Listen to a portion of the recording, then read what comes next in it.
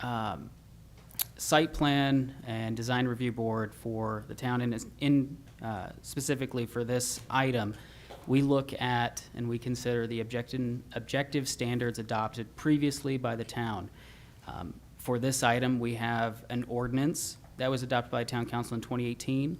We have design guidelines for commercial properties that has been adopted by town council, and we also have a site plan standards that sets forth when the applicant is going to submit their application, here's what's required for them to submit. Drainage reports, how many parking, all of those kind of standards that they have to meet in order to be, even be placed before the DRB for review and approval. So we look at objective, not the subjective. We don't really look at what a project's gonna be named, who's gonna be occupying the project. We look at just, do they meet the standards as adopted previously? Again, I'm not trying to stop any from making comments or asking the developer to make changes. What we are just saying is we need them to hit the standards that the town has previously adopted, but happy to answer any questions that you have. Okay, so if I understand correctly, we could talk about, we don't like the color green that they're using, but that in and of itself is not cause to defeat it. That's correct. We need to talk about objectively. Subjective is the colors that we don't like. We can say to the applicant, we don't like the color, we would ask you to change it, but we can't require them to. And if they have done landscaping, can we argue about the type of landscaping that they're using, or the size or the maturity of the landscaping that we're talking about? We would need to point to something in our code that says they didn't, they're not using the proper plants. They have not enough plants based on our code.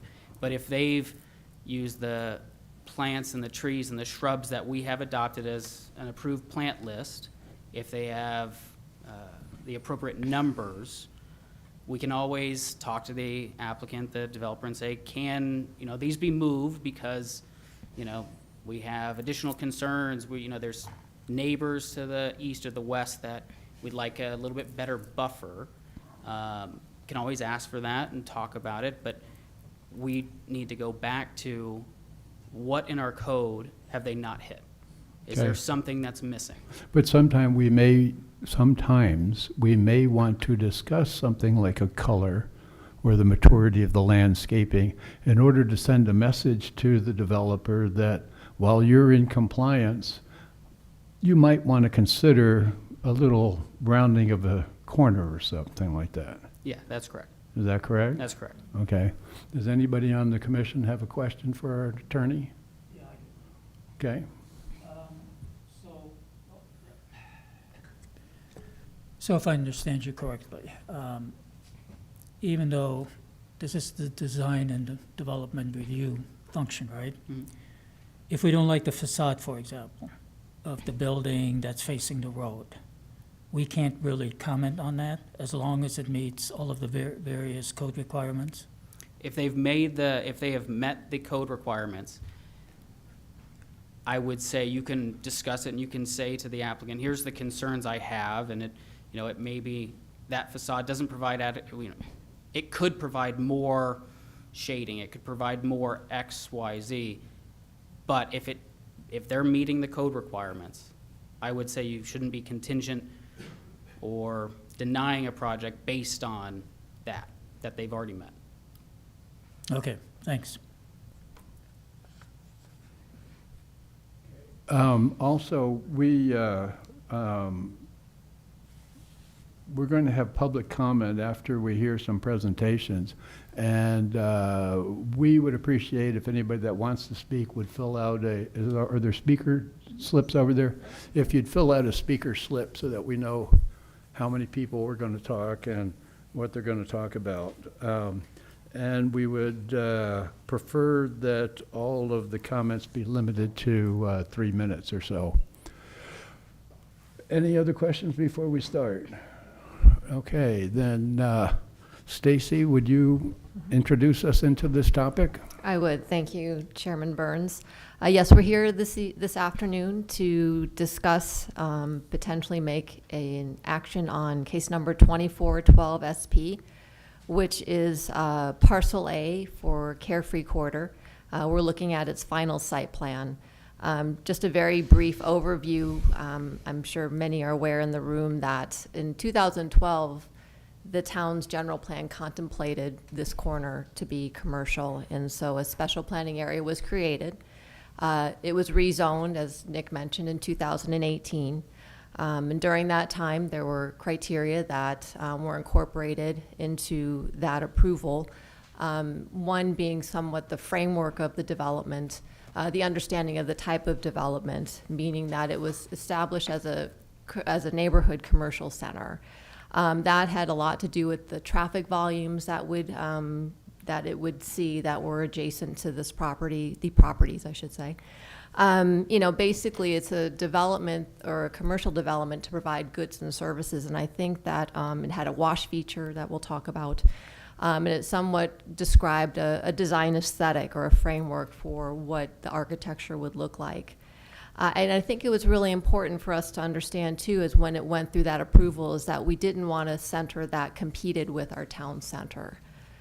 So with that said, again, to formally introduce and look at what we're talking about today is the final site plan approval for a new neighborhood commercial center, specifically the corner of Carefree Quarter as parcel A. I call it named Carefree Quarter in quotes. I think that is up for a conversation later.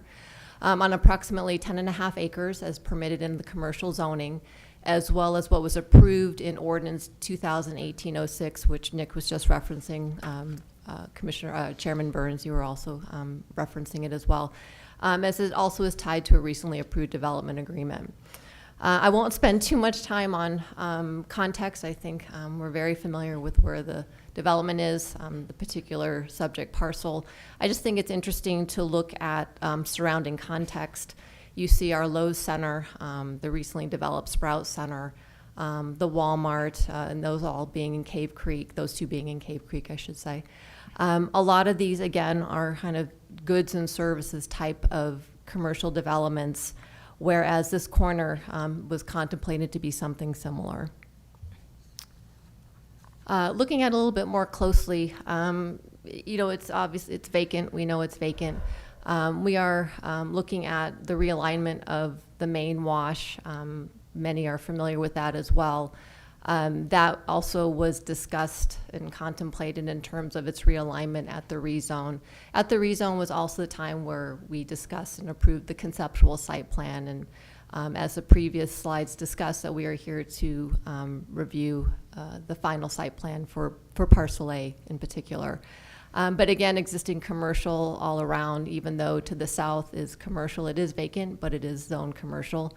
What is important to consider in particular in Carefree, as it impacts Carefree residents, is the existing single family to basically to its north and east.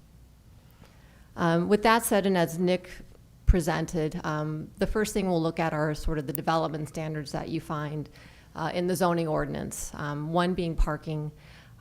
We have 380 spaces that are required, 447 were provided. We look at parking as it pertains to the square footage, whether it's a retail use or a restaurant use.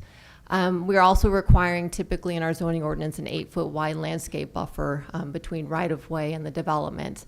In this case, there's 22 to 25 feet provided along each of the arterials, as well as screen walls and landscaping. Other development standards we look at are the heights of the building. In this case, the maximum height is 30 feet, including roof screening materials, which we'll look at as we get into the architecture. But it basically meets our maximum height. On Carefree Highway, we have setbacks in Carefree for our commercial. They're very limited. They're small. It's 10 feet front, 0 feet rear, and on the sides. In this case, the buildings are located on Carefree Highway, a little over 25 feet for the buildings, as well as on Cave Creek Road, it's about 25 feet. And also, we do require a separation, a buffer of about 25 feet from a residential use. As you'll see when we get to the site plan, the wash accomplishes that. We also have lot coverage, which in commercial development is 60%. That's anything under a solid roof. In this case, for parcel A, it's a little over 15.5%. We have lot disturbance, which you have seen in other types of development in Carefree, but that's 100%, and so we really don't register that as we do this review. Landscaping and lighting is a component of zoning. We do require that salvage plants be protected and reused. In this case, we're recommending at the wash realignment in order to, again, create a most instant buffer for the neighbors that are adjacent to the development. We also look at lighting. Our ordinance is dark sky friendly, I like to call it. It doesn't have exact specific dark sky requirements, but the fixtures are shielded. The intensities of the light are managed. We've also considered doing lighting at the multi-use trail in terms of safety. With that said, let's look at the site plan. We're looking at A once again. We're looking at about 459,000 square feet or 10.5 acres, as I mentioned, and the total building square footage at this parcel is a little over 70,000 square feet.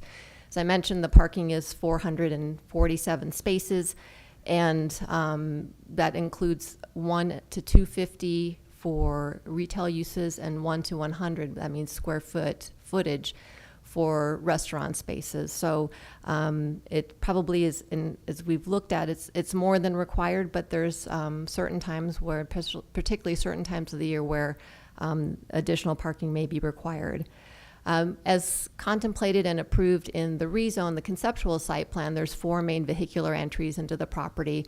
If we start on Carefree Highway to the east, the entry alignment is with 56th Street, and so this is a full movement, meaning you can go right in, right out, left in, left out, controlled by a traffic signal that will go through, the developer will coordinate with the city of Scottsdale. As you kind of move west, there's a right in, right out entry. Continuing around the corner, the first entrance on the north is, again, vehicular, right in, right out. But as you go to the last one, that is in a full movement, and it's in alignment with the Lowe's across the street. And I bring this to your attention while this was already approved in the conceptual site plan. In zoning, we do require entry pavement, aesthetic entry pavement. What you can see is that hatch showing at those entries. Excuse me, Stacy. Sure. Is the Lowe's entrance on Cave Creek Road, is that going to be signalized? No, it is not.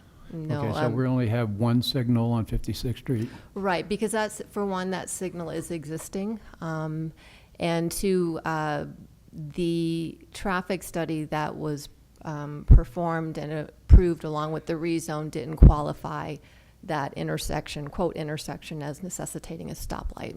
Usually that has to do with right-of-way to right-of-way. But thank you. The vehicular circulation internally allows for a flow through the development to each of the buildings, as well as to the adjacent parcel B to the east. It does allow for emergency and service vehicles, which is very important.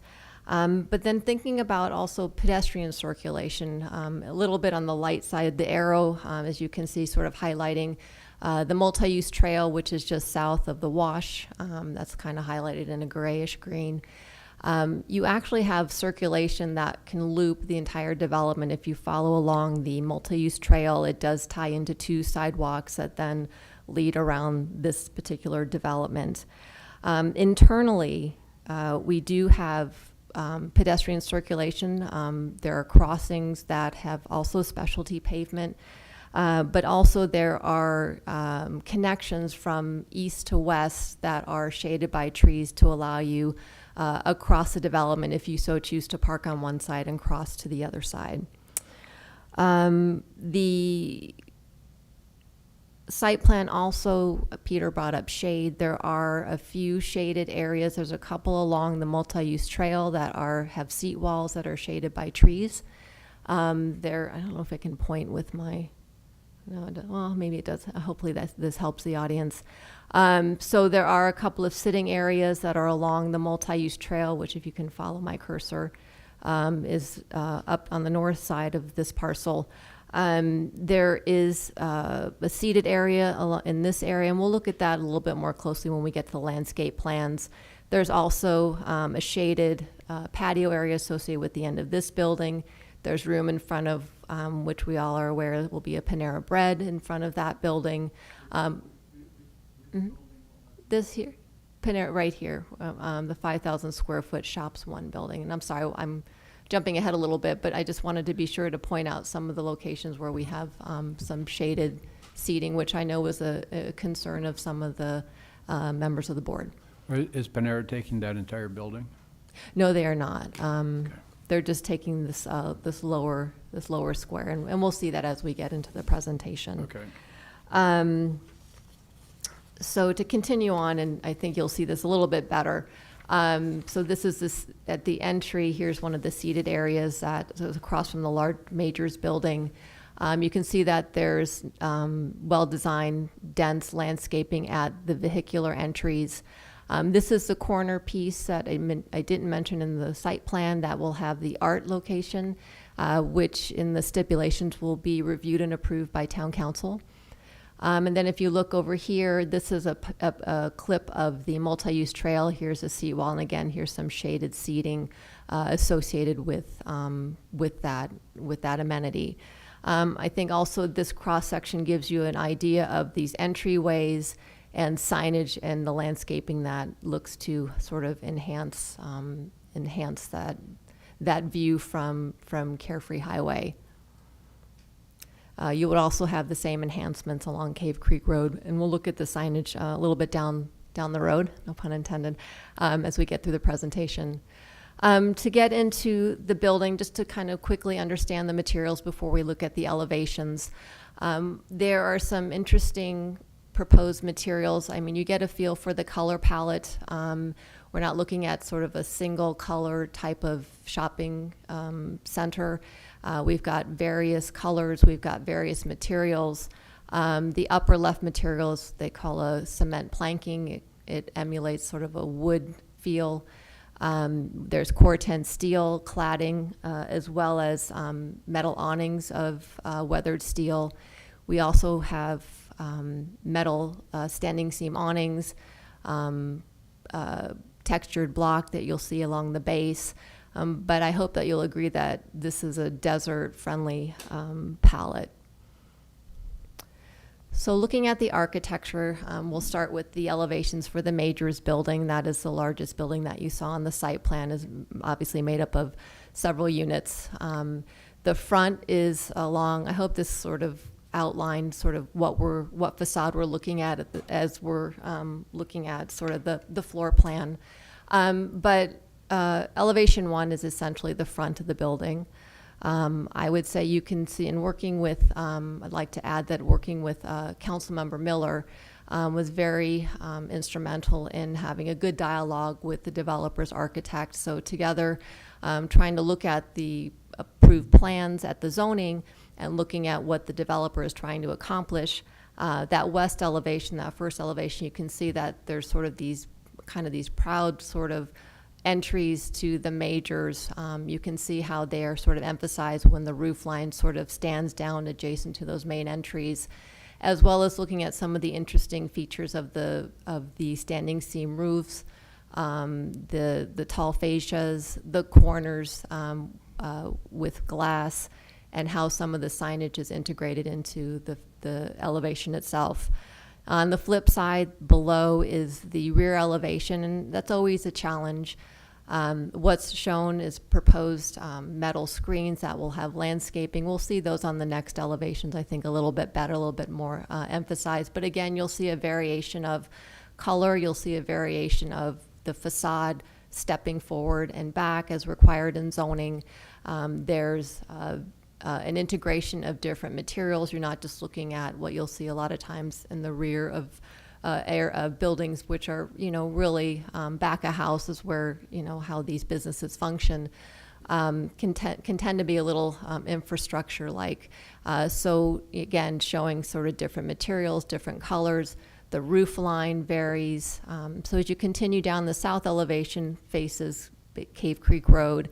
Again, I think you see a lot of detail, a lot of articulation in different types of glass and corner treatments, sloped roofs. And then the final elevation, the north elevation, again, has various colors, volumes, masses, things that try to give it visual interest in terms of its architecture. As we continue, this is the shops building. This is where the Panera Bread is, as it's highlighted in orange on the floor plan. To just give you an idea, that east elevation faces, that's the fronts, as you can see, as the signage sort of intimates. On the flip side is, again, I think you could see how these screens, these landscape screens, help break down, provide visual interest of the rear sides of those buildings. That does face Cave Creek Road. The south elevation, I do believe you will see from Carefree Highway, although there be, again, with all of these buildings, there'll be some landscaping that will help buffer and soften the facades themselves. But again, there's always the challenge of a business wanting to be visible from the rights of way. And then, again, the north elevation, you can see sort of an interesting lifted roof, again, standing seam metal, and you can the various different materials as we presented on the materials board. The material that you can see that sort of has that horizontal striping or sort of horizontal lines is the that cement planking, the wood planking. And lastly, just north of the last building that we saw, oh no, I'm sorry, excuse me. This is the building that rests is on Shops 2, which faces Carefree Highway. So this is basically parallel to Carefree Highway, which showing that south elevation, that is what you will see from the right-of-way. The north elevation is, again, the front where entries to the businesses are from. You can see, again, on both the north and south elevation that I had mentioned that there was a covered patio. You can see that sort of trellis structure that's on the end of that building. Once again, I do believe you can see a varying in roof heights. You can see how the architecture moves forward and back, creates shadow lines and visual interest. What's most important of all three of these buildings that I've shown you and to think about how this must work is that it's somewhat of an inward-facing development in a sense, and that all of the fronts sort of face inside into the central parking lot. But I think the views into the center are very apparent from the intersection, as well as you're driving on both Carefree Highway and Cave Creek Road. That's when I think signage becomes very important as well, and we'll talk about that in a moment. Just to give you an idea, here are some of the 3D renderings that were required that the development team provided to sort of, you can kind of get that feel of sort of this center, so to speak. I think what's nice about it is that a lot of the parking is buffered by buildings, but again, it does still have that open feel so that the businesses feel that they can be seen. One suggestion as for consideration that discussed with the developer, one thing that's apparent is that when you see a lot of these roofs, a lot of treatments are white. Developer has considered that they could actually do a color, so not a dark color, but one that still maintains the integrity of the roof and the purpose of the roof and its color, but it's so that you're not looking down, the residents aren't looking down on bright white roofs. These are the renderings from the right-of-ways. First, we're looking at Carefree Highway, and that's what's also very important as we see what does the center look like as we're driving by it, not just internally but externally. Carefree Highway, this is the west entrance, which means that it is the one closest to the intersection, as well as then adjacent to that is the Carefree Highway entrance as you would enter from the 56th Street alignment. Cave Creek Road, starting that first on the left, the south entrance, again, is the one that is a right in, right out. But the one then to the north of it, and I would call it the north entrance, is the one that will be in alignment with the Lowe's Center. So then we're going to look at signage. Signage, and in our zoning ordinance, we do allow for multi-tenant complexes to submit for a comprehensive sign plan. And in this case, again, based on sort of the orientation and the location, and as you've seen other developments along both Cave Creek Road and Carefree Highway, the developer is looking for a greater height for signs, and they're looking for a greater number of signs. And in exchange, we look for design quality. And in this case, for example, they're utilizing colors that are reflective of the development itself. They're using the Core 10 steel, which is also part of the development that you see on the facades, as well as board form finished concrete, which is considered an upgraded material. So a couple of the signs are looking to be development monument signs, which are basically sort of introduce you to the development, where the taller signs look to be tenant signs. So that the idea being that if you are a tenant that might be a little tucked into the development more so than another, that may not have that broader visibility, you will be able to be seen on your signage, on the signage. So you'll know that if you're looking for a particular tenant, they're there.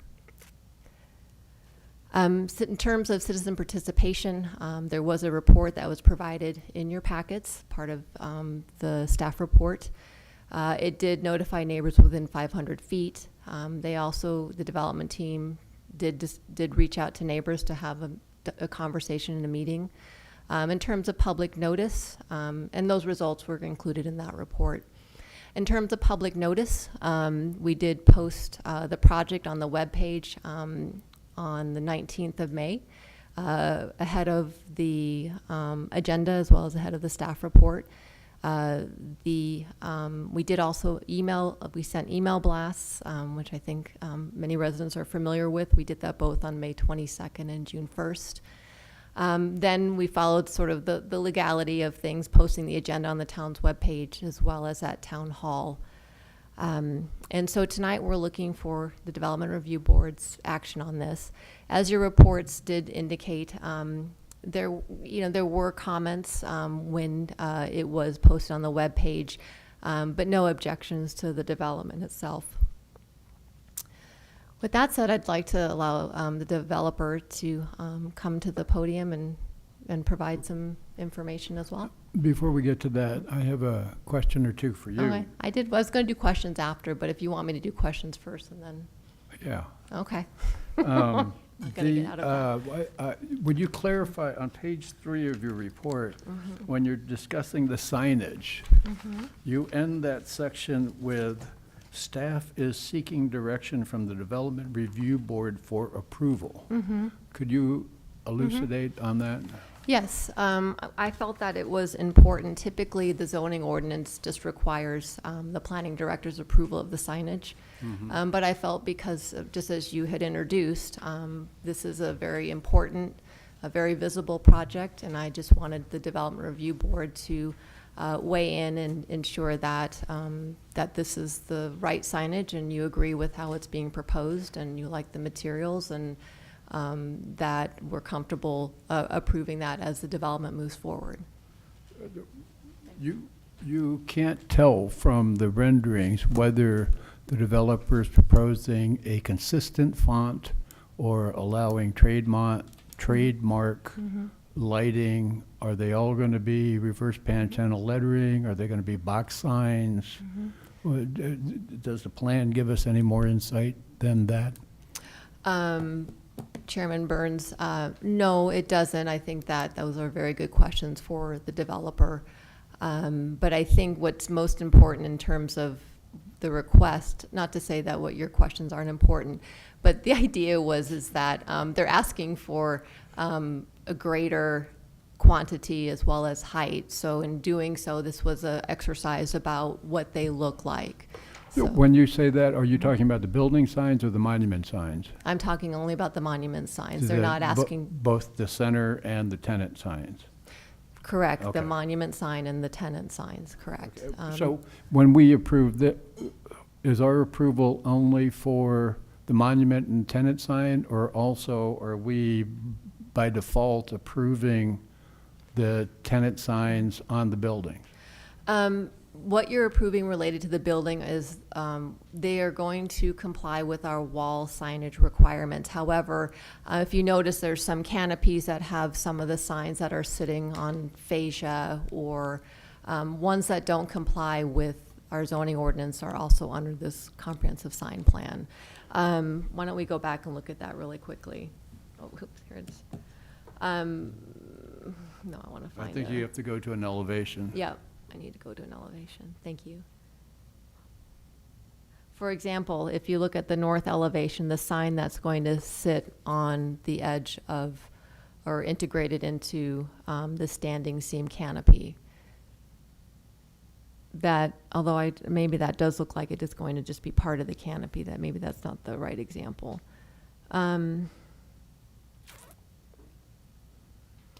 If you look at, for example, on the west elevation on the far right, where they have sort of this fascia detail that kind of wraps around the building, there's a lot of glass at the corner. They show that there's signage that's sort of sitting on that edge of the facade. That's something that we don't normally allow unless it's part of a comprehensive sign plan. They might be able to develop. Is that sitting on the edge of an overhang? It's sitting on like a fascia detail, yeah. If you're familiar, like, for example, when you see, if you drive by on Cave Creek Road and look at Keeler's at their, the restaurant, if you look at their upper outdoor patio, they have letters that sit along the edge of the building. That was something, for example, Spanish Village has a comprehensive sign plan. Any other questions of Stacy? Okay, then. Oh, I'm sorry, John. I've got one. Okay. As I understand it, we're here to approve site plan A, Mm-hmm. not B or C. Correct.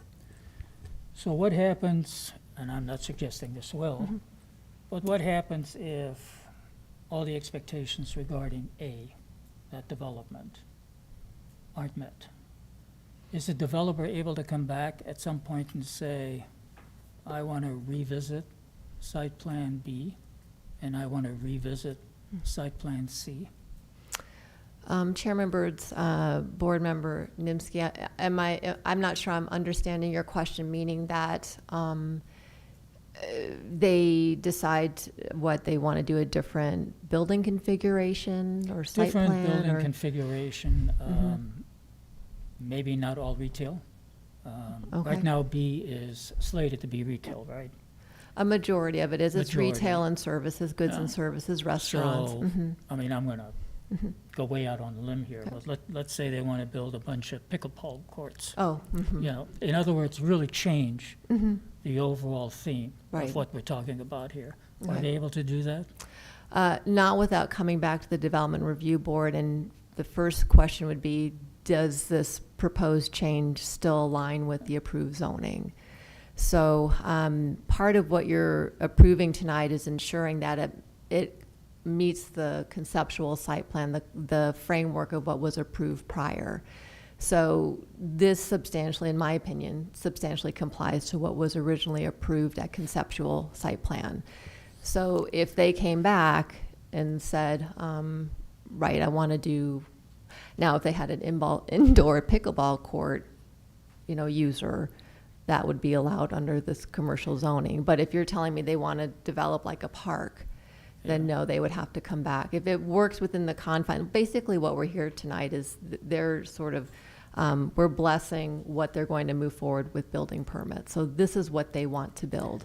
Yeah, I mean, I don't mean to speak for them, but that is typically what the final sense that I site plan get, is though, is that intended. this is somewhat in flux when you really look at all three parcels. And one of the concerns that I have, and it may not be a concern of anybody else, is that however we characterize this development, at the end of the day, it does set a precedent. Okay. It sets a precedent for the rest of the developments in Carefree over time. And so, as we move from parcel A to parcel B to parcel C, there's got to be some consistency. There's got to be some synergy. And that is really at the base of my question, Oh, I which see. is, can they, over time, basically change the character of the other two parcels, if in fact they deem that necessary to make this development successful? Well, Chairman Burns, Board Member Nimsky, I would say if they wanted to do so, they would have to come back. I would say that goes back to the approved zoning. Like I said, from zoning to conceptual site plan, we sort of, it kind of, each step kind of builds upon itself, getting closer to actual development. And as part of the conditions of approval, the idea is, as stated, is to create a palette of materials, of colors, understanding that certain users might have some branding concerns where it relates to a sign or maybe a small detail that might require, you know, a certain color that they prefer as part of their brand. But to answer your question, tonight, I believe, is setting, the way I see it, is setting the framework for parcels B and C. I thought you meant for any commercial development in Carefree, but no. No. It is setting the stage for for those three parcels to develop as they come online. Okay, thank you. Thank you. Okay. We would love to hear from the applicant.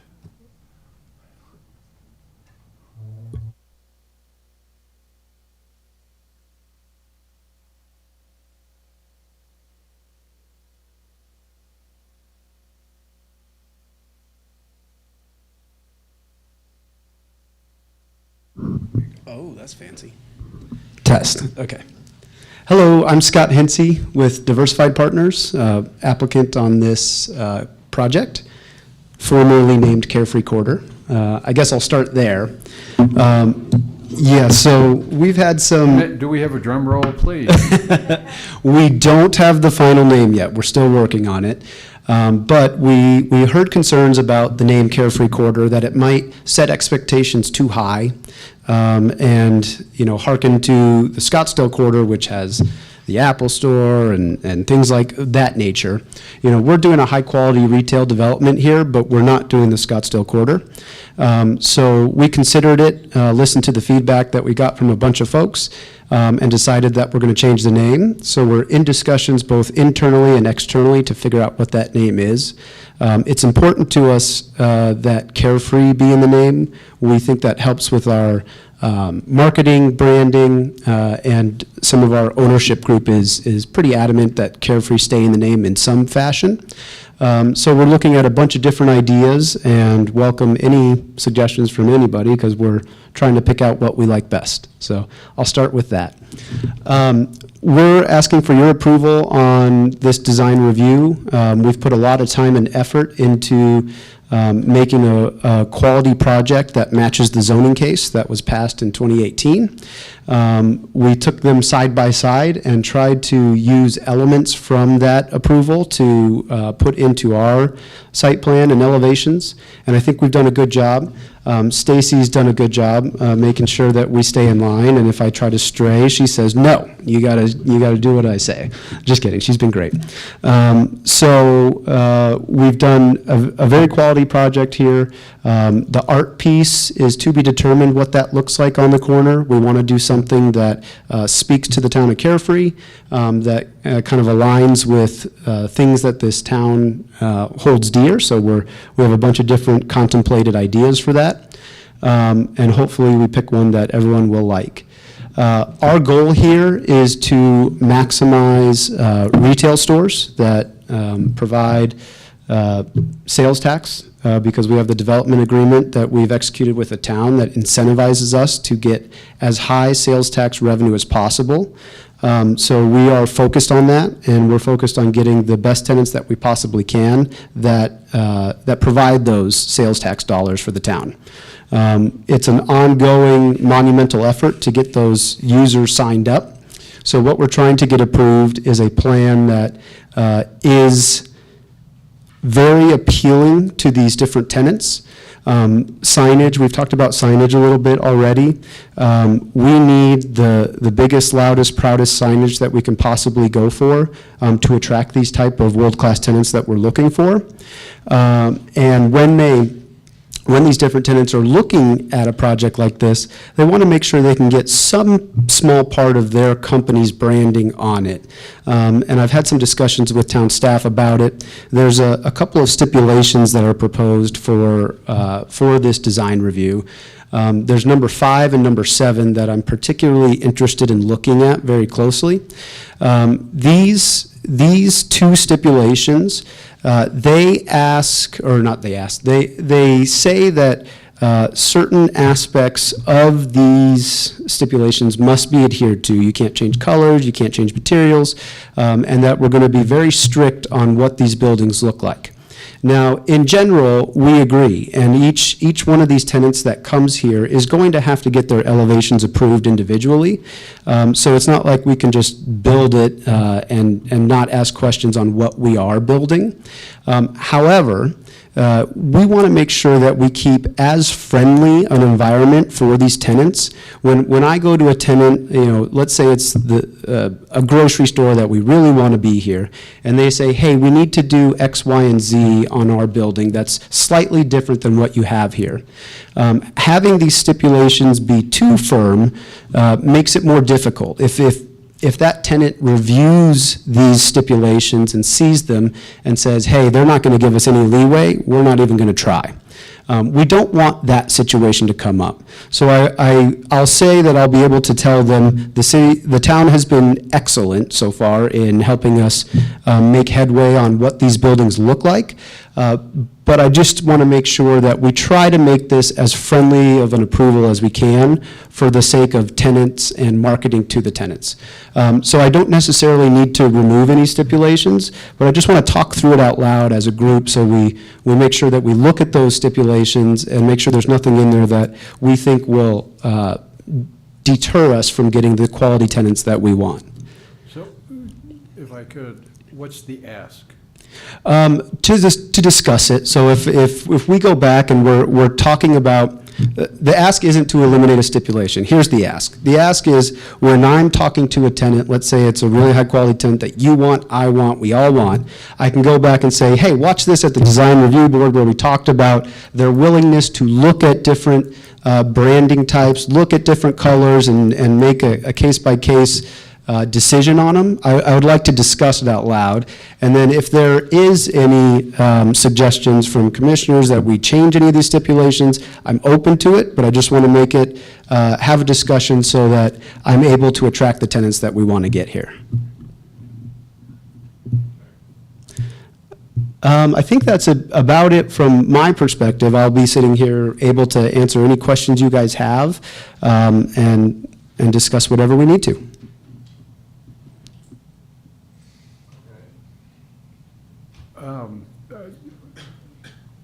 Can I digress 1 second and ask my staff here?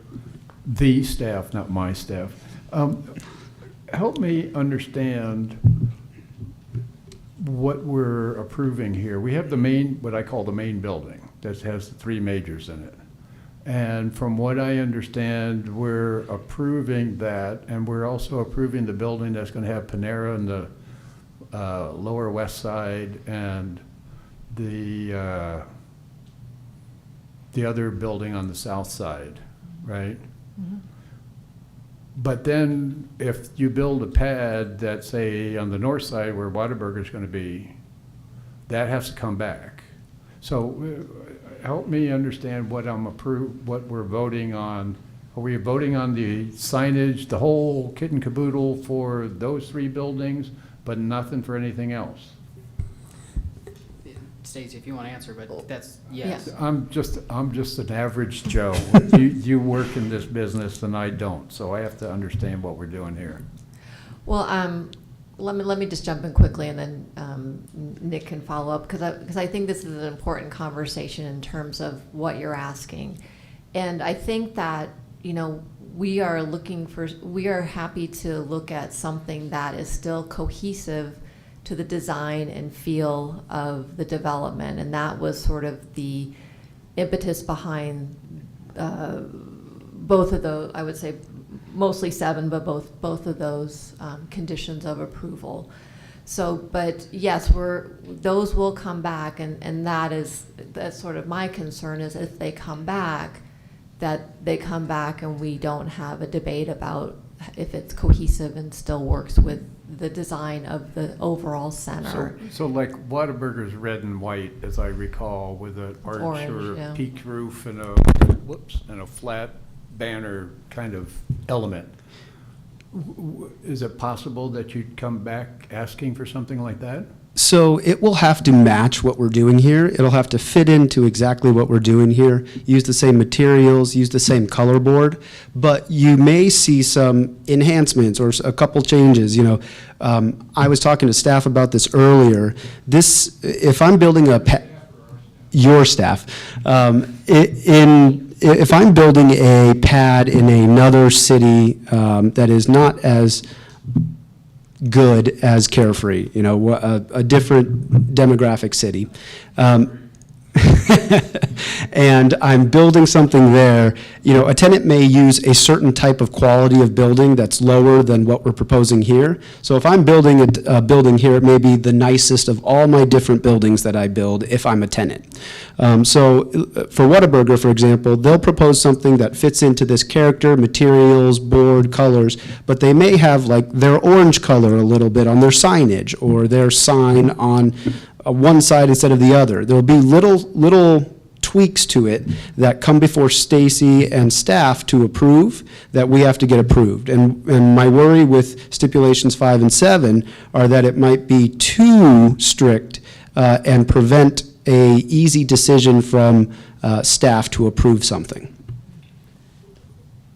Just to ride this horse for a little farther into the desert, if they are too strict, counselor, commissioner, or planner, what would it take to loosen them up to accommodate, not saying that we're giving you a blank check, but Sure. just in order to find some common ground, what would it take to get there? Well, I think, Mr. Chair, members of the board, as drafted, deviations, changes would come back to the board for approval, To us? as drafted. What, Loosening that could be, substantially similar as approved by town staff. That would be taking it one step back. well, let's just say that he wants to make an equal substitution for Corten steel, whatever the hell that is. The language is quite declarative there, that you can't. But he really wants to do this to close the deal with, Well, I don't think he's referring to those materials. I don't believe, like those, I shouldn't speak, I don't mean to answer for him. okay, I'm trying to But- figure out what we're asking here, Yes. what you're asking. So like the Corten steel, there's 3 different materials that are, I'm going to call very important to this center that are used throughout, that I would say. Stacy, would that be fair? And we're not asking for any deviations from those, but we just want the town to be able to consider something else, equal substitution, something that looks great, that you guys like, that is a high-quality product, and maybe it's a slight tweak on a color. And I just don't want this to be so strict that it kills a deal before a deal happens. I guess my question is that I don't know if we have the authority to not be, I don't know what strict is, Right. okay? I don't know, but if we have to change some of the black letters here, what is the process that we would have to go through? Because this is essentially zoning. Well, it says in the stipulation it would go back to the Development Review Board. So that's what So- I'm hoping is that if it's that dramatic of a change, it would have to come to the board Okay. and I think it has that flexibility. I Okay. guess, By Stacy- the intro there. Stacy, if I might, and I know there's no one that wants to change or the applicant's not saying he wants to change Corten steel or anything like that, because that would be a stipulation, that's a non-changeable. At the end of the day, they could request the change, but you don't have to accept that change. Okay. I've got a question. Yes, sir. Going back to the discussion on stipulations, right? you basically gave two examples, or at least we talked about two different situations. One, which is a large structure that may have 3 tenants in it, right? Mhm. Whatever changes might occur between tenant 1, tenant 2, and tenant 3 would have to be very minor to not screw up the integrity of the overall building from a design standpoint, color, facade, et cetera, et cetera. When you have one tenant for a specific structure, I think where you're getting at is that that might be a place where a stipulation should be either massaged or whatever terminology you want to use to accommodate the tenant. But at the end of the day, I mean, the way at least I've been looking at this site plan and the elevations, et cetera, is a development that has specific, consistent design criteria to it. And I think we have to be very careful that if we loosen the stipulation language, I won't say at all, but let's just say if we loosen it, that we don't end up going down a slippery road where all of a sudden you're looking at a mixing and an amalgamation of stuff that no longer meets the intent, the overall design intent that was there to begin with, right? Yes, Chairman Nimsky, through the chair, Mr. Burns, exactly correct. And we want this thing to be a cohesive center, which is what we're getting at with this approval. But I just wanted to be on record and discuss it so that we can, when I come back up here with something that looks substantially similar, maybe has a tweak or two on a specific building, that we're able to say, yep, we talked about it, we know that we're going to have to look at it and approve it, and if you get crazy, you got to go back through and get some whole new thing approved. So that's the discussion, just to have that discussion, because we do want a cohesive center that looks substantially similar, because that also attracts the type of tenants we're looking for. Okay, so based on that, we really don't need to change the language in any of the stipulations at this point, do we? Correct. Right, right. And can we just say that we request that Stacy advise the board on whether this proposed change substantially changes what was approved? We could do that. I think that's only if you want to come forward, and I think, the way I sort of perceive this when thinking about it is that if you do come back and you have the green comes back as red, and for like one of the pads wants to have red instead of green, I'm trying to avoid that, and it sounds like the developer's saying that's not what they're interested in doing. And I think the stipulation does speak to signage is, it excludes signage and, sort of those types of branding details. I think it's trying to be sure that, I don't know, let's say Whataburger has a prototype that just doesn't fit with the design of your center. I think that's what I'm trying to protect the town Right. in terms of design. So just to give some examples to discuss in other municipalities, like I have an approved material board that the whole center has to comply with. And someone will say, okay, this looks great, but I have this pinstripe that I put on the outside of my building, and it looks really nice, it fits in with your palette. They would go to that municipality and say, we want to add this material to the material board so that we comply with it. And that type of situation happens all the time in every other municipality.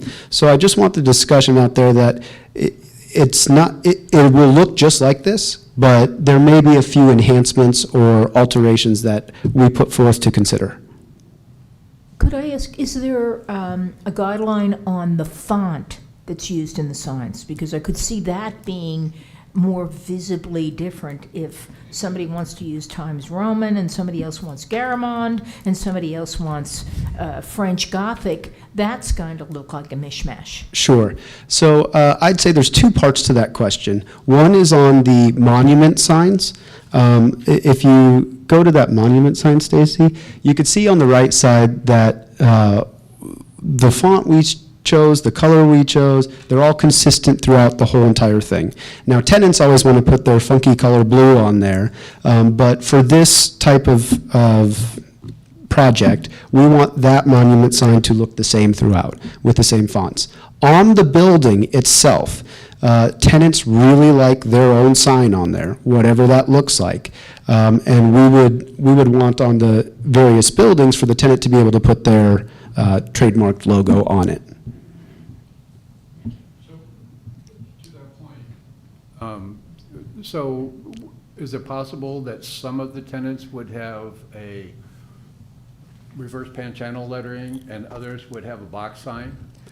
No, the CSP will make them all consistent, even if they have a different logo or different, So are they all going to be reverse pan channel? I believe so. Stacy, do you have the CSP on you? You don't, do you? Yeah, I do have the whole document, but I would add that we don't allow box signs as part of our zoning ordinance, and so. Okay, well, thank you for that. Then, okay, on your monument sign, on your tenant sign, are those going to be backlit I believe so. I'd have to double check the CSP. for both the monument and the tenant signs? Well, it looks like it's reverse pan channel for the names of the development. Is that also for the tenants? That's what it specifies. I'll say yes, but I got to look at it. I got to squint on it. Reverse pan channel lettering, tenant panels, color to be determined. Perfect. But it doesn't say whether they're illuminated or not. Will they be externally illuminated or backlit? Or do you know? I don't know. Okay. It looks like they're proposing internally lit versus, you mean versus like a light, an exterior light shining Well, up? that's what it could be, because, yeah, I mean, you're going to have internal lights on the concrete, but I don't know about the pan channel lettering. Mr. Chair, directly below is where it says the materials palette, the reverse pan channel, it is backlit on that depiction. Oh, the letter A down Letter A there. is Right. backlit. That's what I was, right. Reverse pan channel lettering logo, where are we talking? Mine says reverse pan channel lettering / logo. It doesn't say, The depiction is backlit. well, the picture is, but that's not a spec. Okay.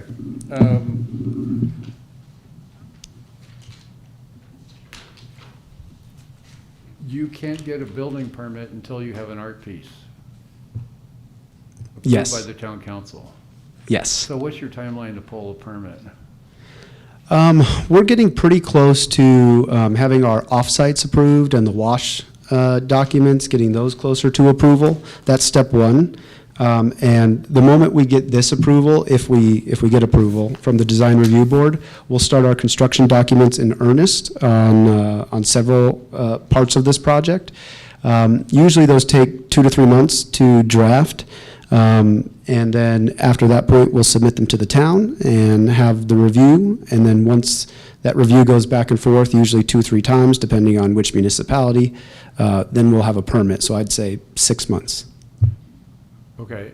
And you're only doing parcel A here, right? Correct. Parcel B is right behind, but parcel A is what we're talking about tonight. But you have a timeline and certain things, marks to meet in order to get your reimbursement under the development agreement. Correct. So Are we going to make that? right now, I would say maybe. I've talked to council a little bit about timing. There's nothing I need to ask for today. The town has been really excellent to work with so far. We may ask for some extensions of the timeframe in there, and there's some allowable extensions depending on where we're at in the process built into the document. So we will see where we're at 6 months from now, and we may need more time on the development agreement. That's going to be a council decision and not our decision. Correct. Thank you. The couple of other questions that I have. Where are you on approvals with the other jurisdictions in terms of right-of-way and road improvements and all of that? Sherry, can I have you come talk about that? Hold on, this is Sherry Koschel. Chair, Commissioners, thank you very much for this opportunity. I'm Sherry Koschel with the Empire Group. We own the property, and have been working on it since 2016-17. So happy to talk this evening about how close we are to having our offsite approvals from the various jurisdictions.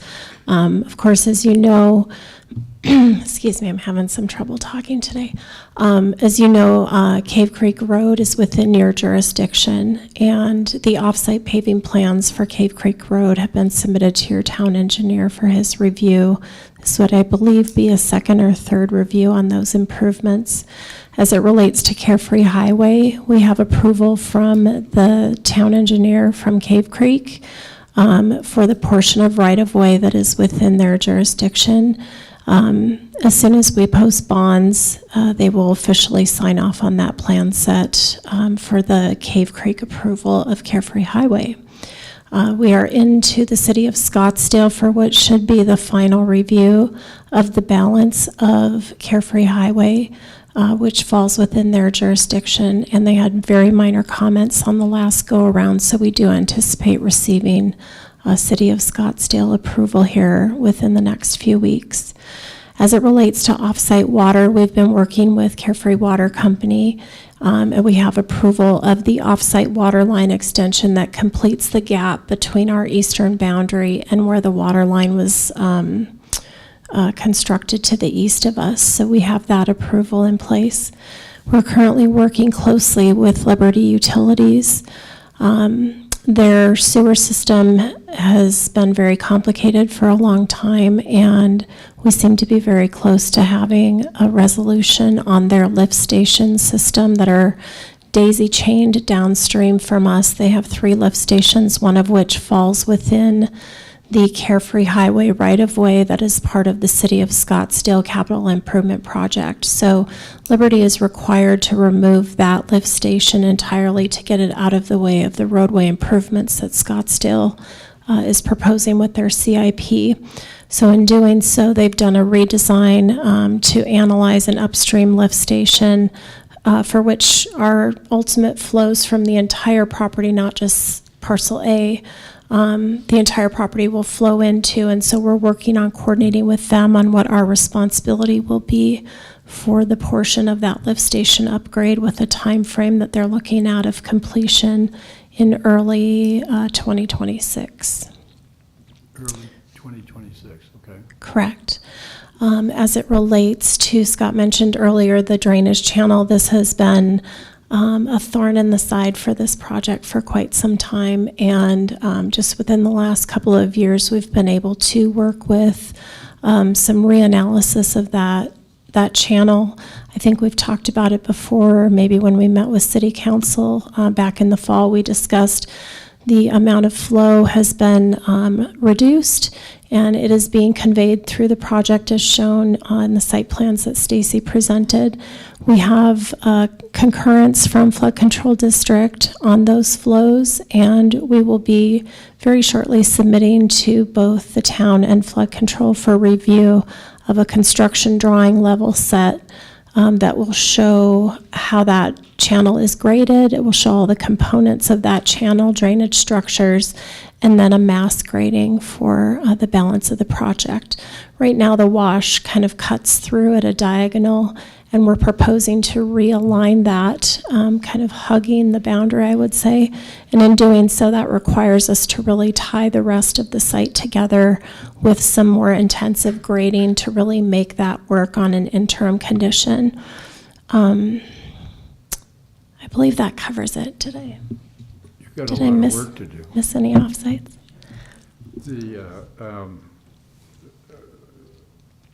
Okay.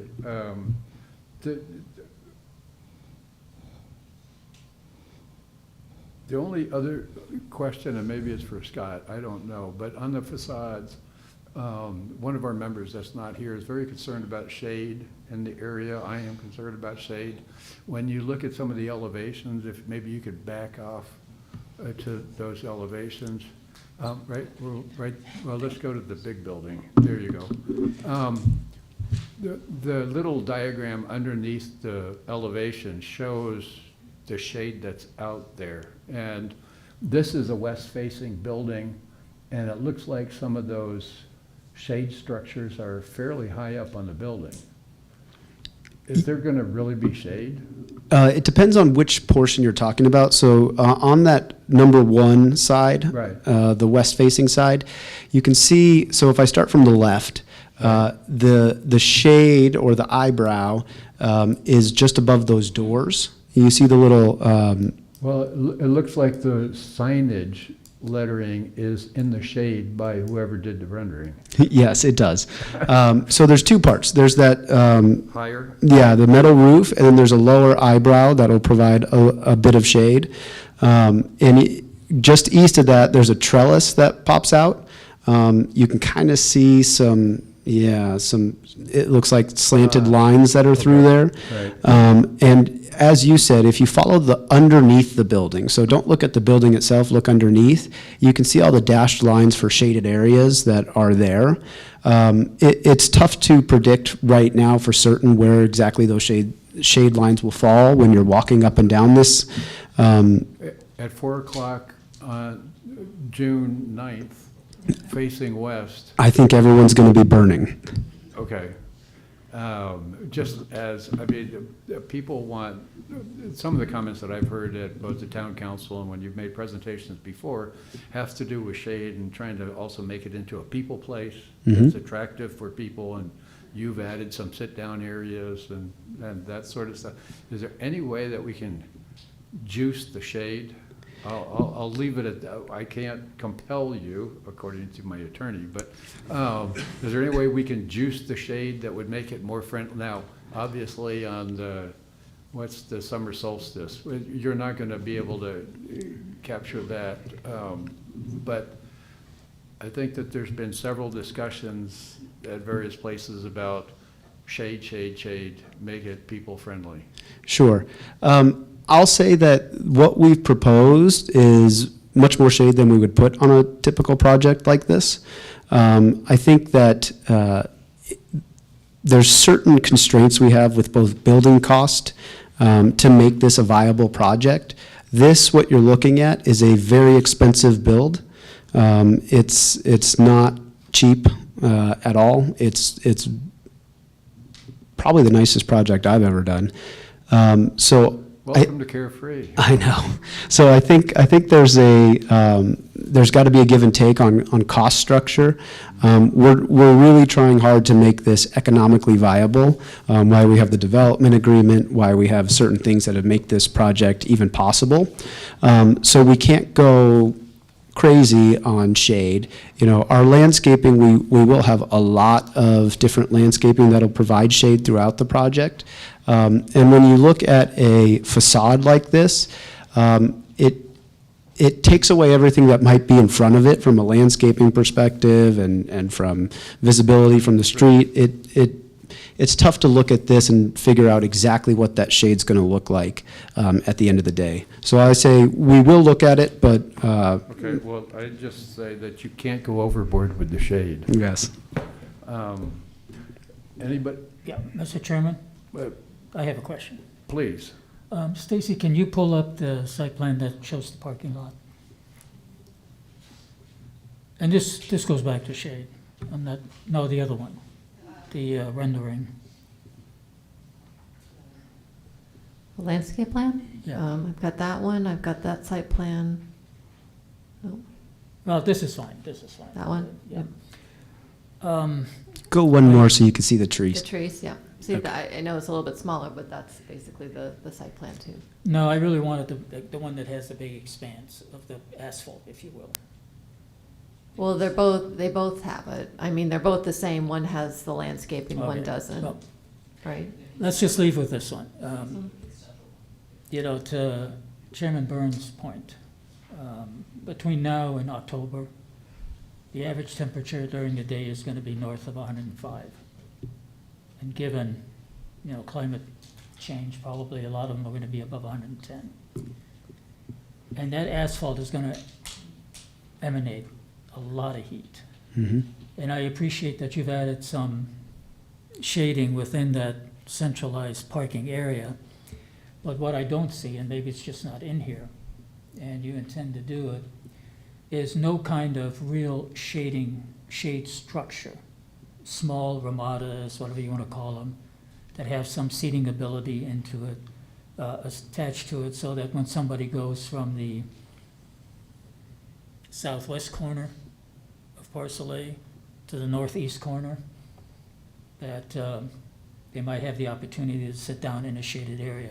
Keep in mind the demographics of this place, and I understand that we're not just talking about carefree residents shopping here, but nonetheless, you've got a lot of carefree residents here who are slightly younger than myself. And so I don't want to belabor the point, but to Peter's point, if we can add 2 or 3 structures that actually have a shaded roof, you know, where people can sit, has seating ability, that would be terrific. The other comment that I would make is on the facade of these buildings. 2 of the sides are facing highly traveled arterials, Carefree Highway, Cave Creek Road. And basically what you're looking at is the back. And yet, a lot of people are going to be driving by this who don't necessarily are going to be enthralled with looking at the back of buildings. And so I see that you have some relief here throughout, and that's appreciated, but it still looks like the back of buildings. And so there's a couple of ways of addressing that. One is real large trees, not trees that you hope will grow over the next 5, 10, 15 years, or creating some additional relief with either fall stone or however you want to do it. Because again, I mean, one of the things that you're trying to do is entice people to go into this development. And if it looks, as you're coming up to these developments, that they're looking at a bunch of backs of buildings, they may or may not be motivated to drive in. Just a comment. Okay, I appreciate that. I don't know if this question is for Stacy or Scott, but the buildings on the site plan that back up against Cave Creek Road are meant for drive-through facilities. What's the requirement on stack space? I don't know what town code is for stacking. Well, we refer to the City of Scottsdale standards. We don't have our own development standards yet, although we're working on those, but we refer to their design manual. Okay. Typically for us, we, in most cases, we stack way more than is required by the town. For example, I just did a 52 car stack on a Chick-fil-A when 7 was required. So we will make it tenant driven. We'll make sure that the tenant doesn't have cars that are leaking out into the parking lot or into the drive aisles or out onto the road. And that's what we care about, because every time we exceed code. Thank you. Any other questions from the, thank you very much. Thank you, guys. Very informative. We have 1, 2, 3, 4 speaker slips. Try to limit it to 3 minutes or so. We're not going to time it, but, and the first up would be Councilwoman Diane Roth. Well, rank has its privileges, right?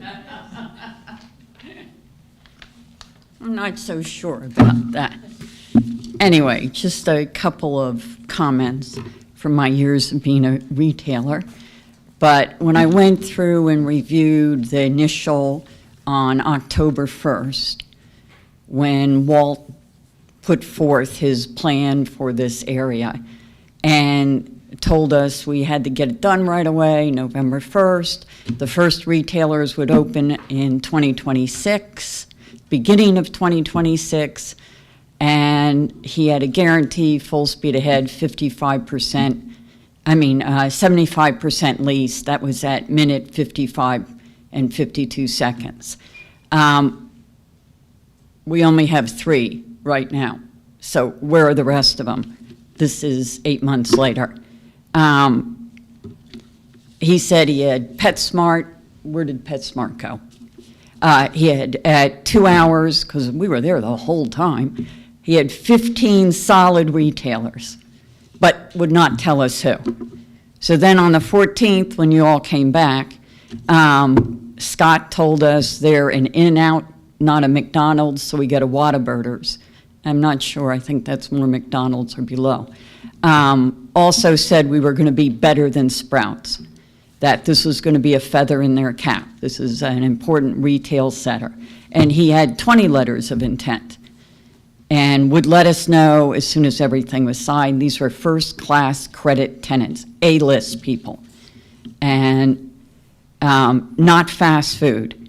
80% of the square footage they had, highest quality user. Stacy, at an hour and 2 minutes, said the important thing is that we build to carefree standards, that it's the level of quality matters, materials and colors matter.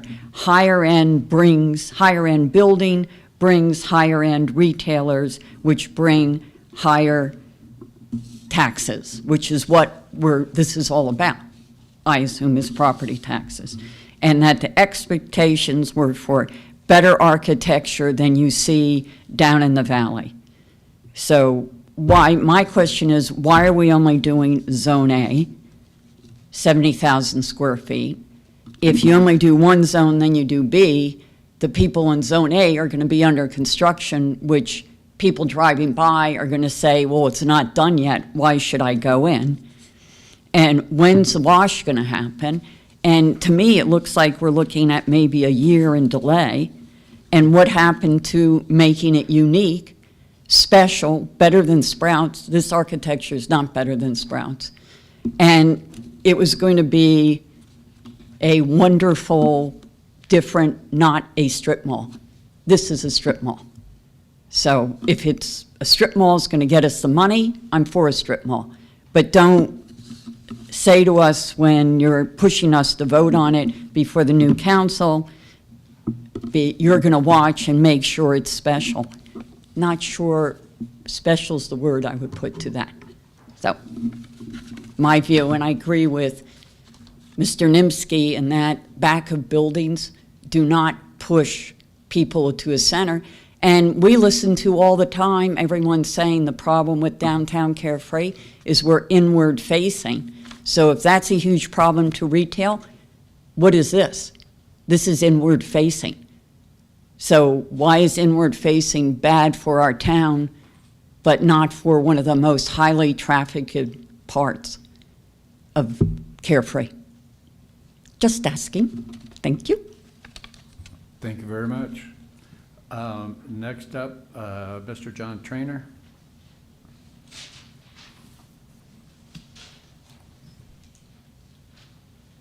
I guess I should stack those things differently next time. No, I shuffle them. Mr. Chairman, members of the commission, John Trainer, Carefree resident, 25 years. I have a number of observations, questions that came up during the entire presentation. I'm not going to elaborate too much on any one of them. I'm going to start off with color. When we looked at the elevation and the color palette, green was very noticeable. My builder back in 2020, 1999 or 2020, he painted my structure with a dark shade of green, and a year and a half later, he met me in Ace Hardware, and he said, "Trainer, what the hell's wrong with your house? It looks like camo." To which I replied, "You painted it." The color green. Maybe we should have his name to not use as a painter. The color green has a great deal of yellow in the mix, and yellow has a propensity to decompose or degrade very quickly. Carefree in the name, I think that probably, in my judgment, will depend on what comes after it, because quarter didn't cut it. And I think I heard agreement that that's the case. Whatever the name is, it has to speak to what Carefree is, what we all know Carefree is. Site art, a sculpture or whatever it was, comment made was there's several things under consideration. I didn't hear one of them. Traffic light at 56th Street, unless I'm mistaken, there's already a traffic light at 56th Street. So is that the same traffic light we're talking about? Yeah, they're upgrading the traffic signal. All right, last comment. Sign changes that we just had that discussion. What would constitute a change? Would they need approval for this or that? The thing that occurred to me is somebody comes along as a condition of building or renting or leasing, whatever the case is, and they get an exception, and I'm the next guy. I say, me too. And if it goes on a building, and we don't want McDonald's signs or anything like that, but if it goes on a building, there could be images that are franchise-like images that I think might detract from what we consider carefree. Thank you for your time. Thank you much. Next up, Jan Neal.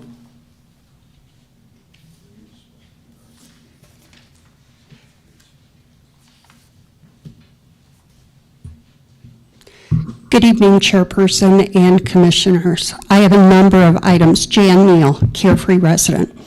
When I think of the back of buildings, I think of an outlet mall. If you drive around, you see an outlet mall, what do you see? The back of a building. So that's what they're going to see. Regarding the shading, I was near the PV Mall area today.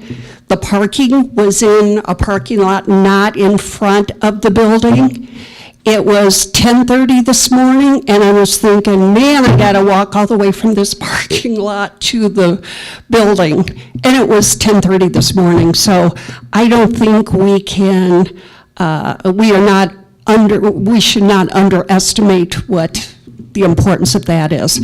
Next question is, where is the Whataburger and the Bund place going to be located? I think the commissioners know where that is, but we don't know where it is. And then, if we have 3 merchants signed, why are we saying that, well, maybe Whataburger might want some kind of lettering for their sign? Why don't we know that now, if the 3 have been already signed up, pardon the pun? Shouldn't we be determining that today and not leaving that as something subjective in the future? So speaking of subjective, I would caution us against too much wiggle room. We need to learn from our past transgressions, i.e. Hampton Inn, red, yellow. Colors are very important. To underscore what a few have said about the green for various reasons, including the tone of that green, to me that doesn't look like a desert green. Some of those other colors looked really good, the rust, the tan, the brown, but then we've got green and what looked to be a lavender. Maybe I saw that incorrectly. Roofs, that was something that hit me. If I was living up on Black Mountain and I was looking down on white roofs with that black, I'd be horrified. And on the name, congratulations, we're 50% there. We got rid of quarter, now we need to get rid of carefree. I would propose Black Mountain something. It's right there at Black Mountain. And please let me finish, I'm almost finished. Why do we have no rendering of what it's going to look at night? So when there was a proposal for a storage facility on Cave Creek Road, we saw a rendering for evening. That would help answer questions about lighting, backlit, so forth. It seems like we might be missing a list of specs, and it would be great to have milestones, and that's it. Thank you. Thank you very much. The last, here it is, Genevieve's.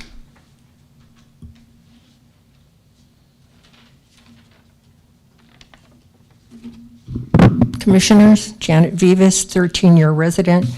Some of this is going to be redundant because I'm talking about shade.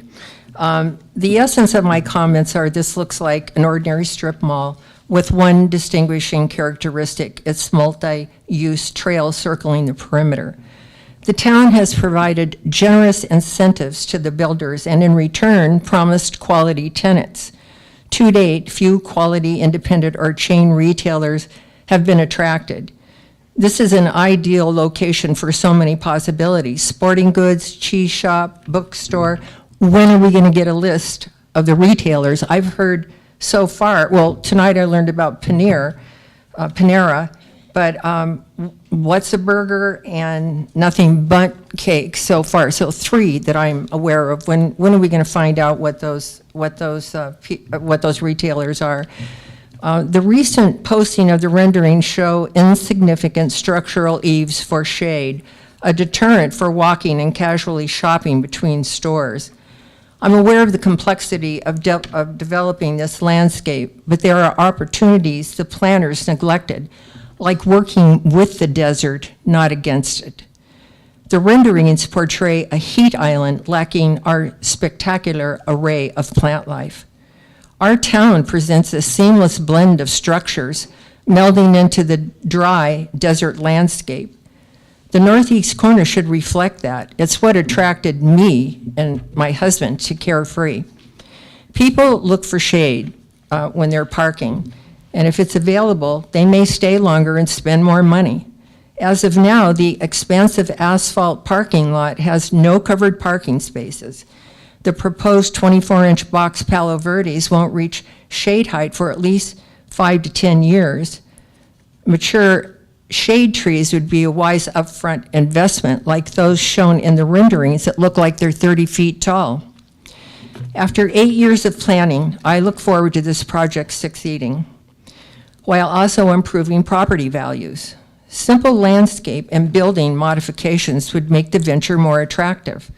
Some of you may look at this at this point and are thinking, well, 50% of something is better than 0% of nothing.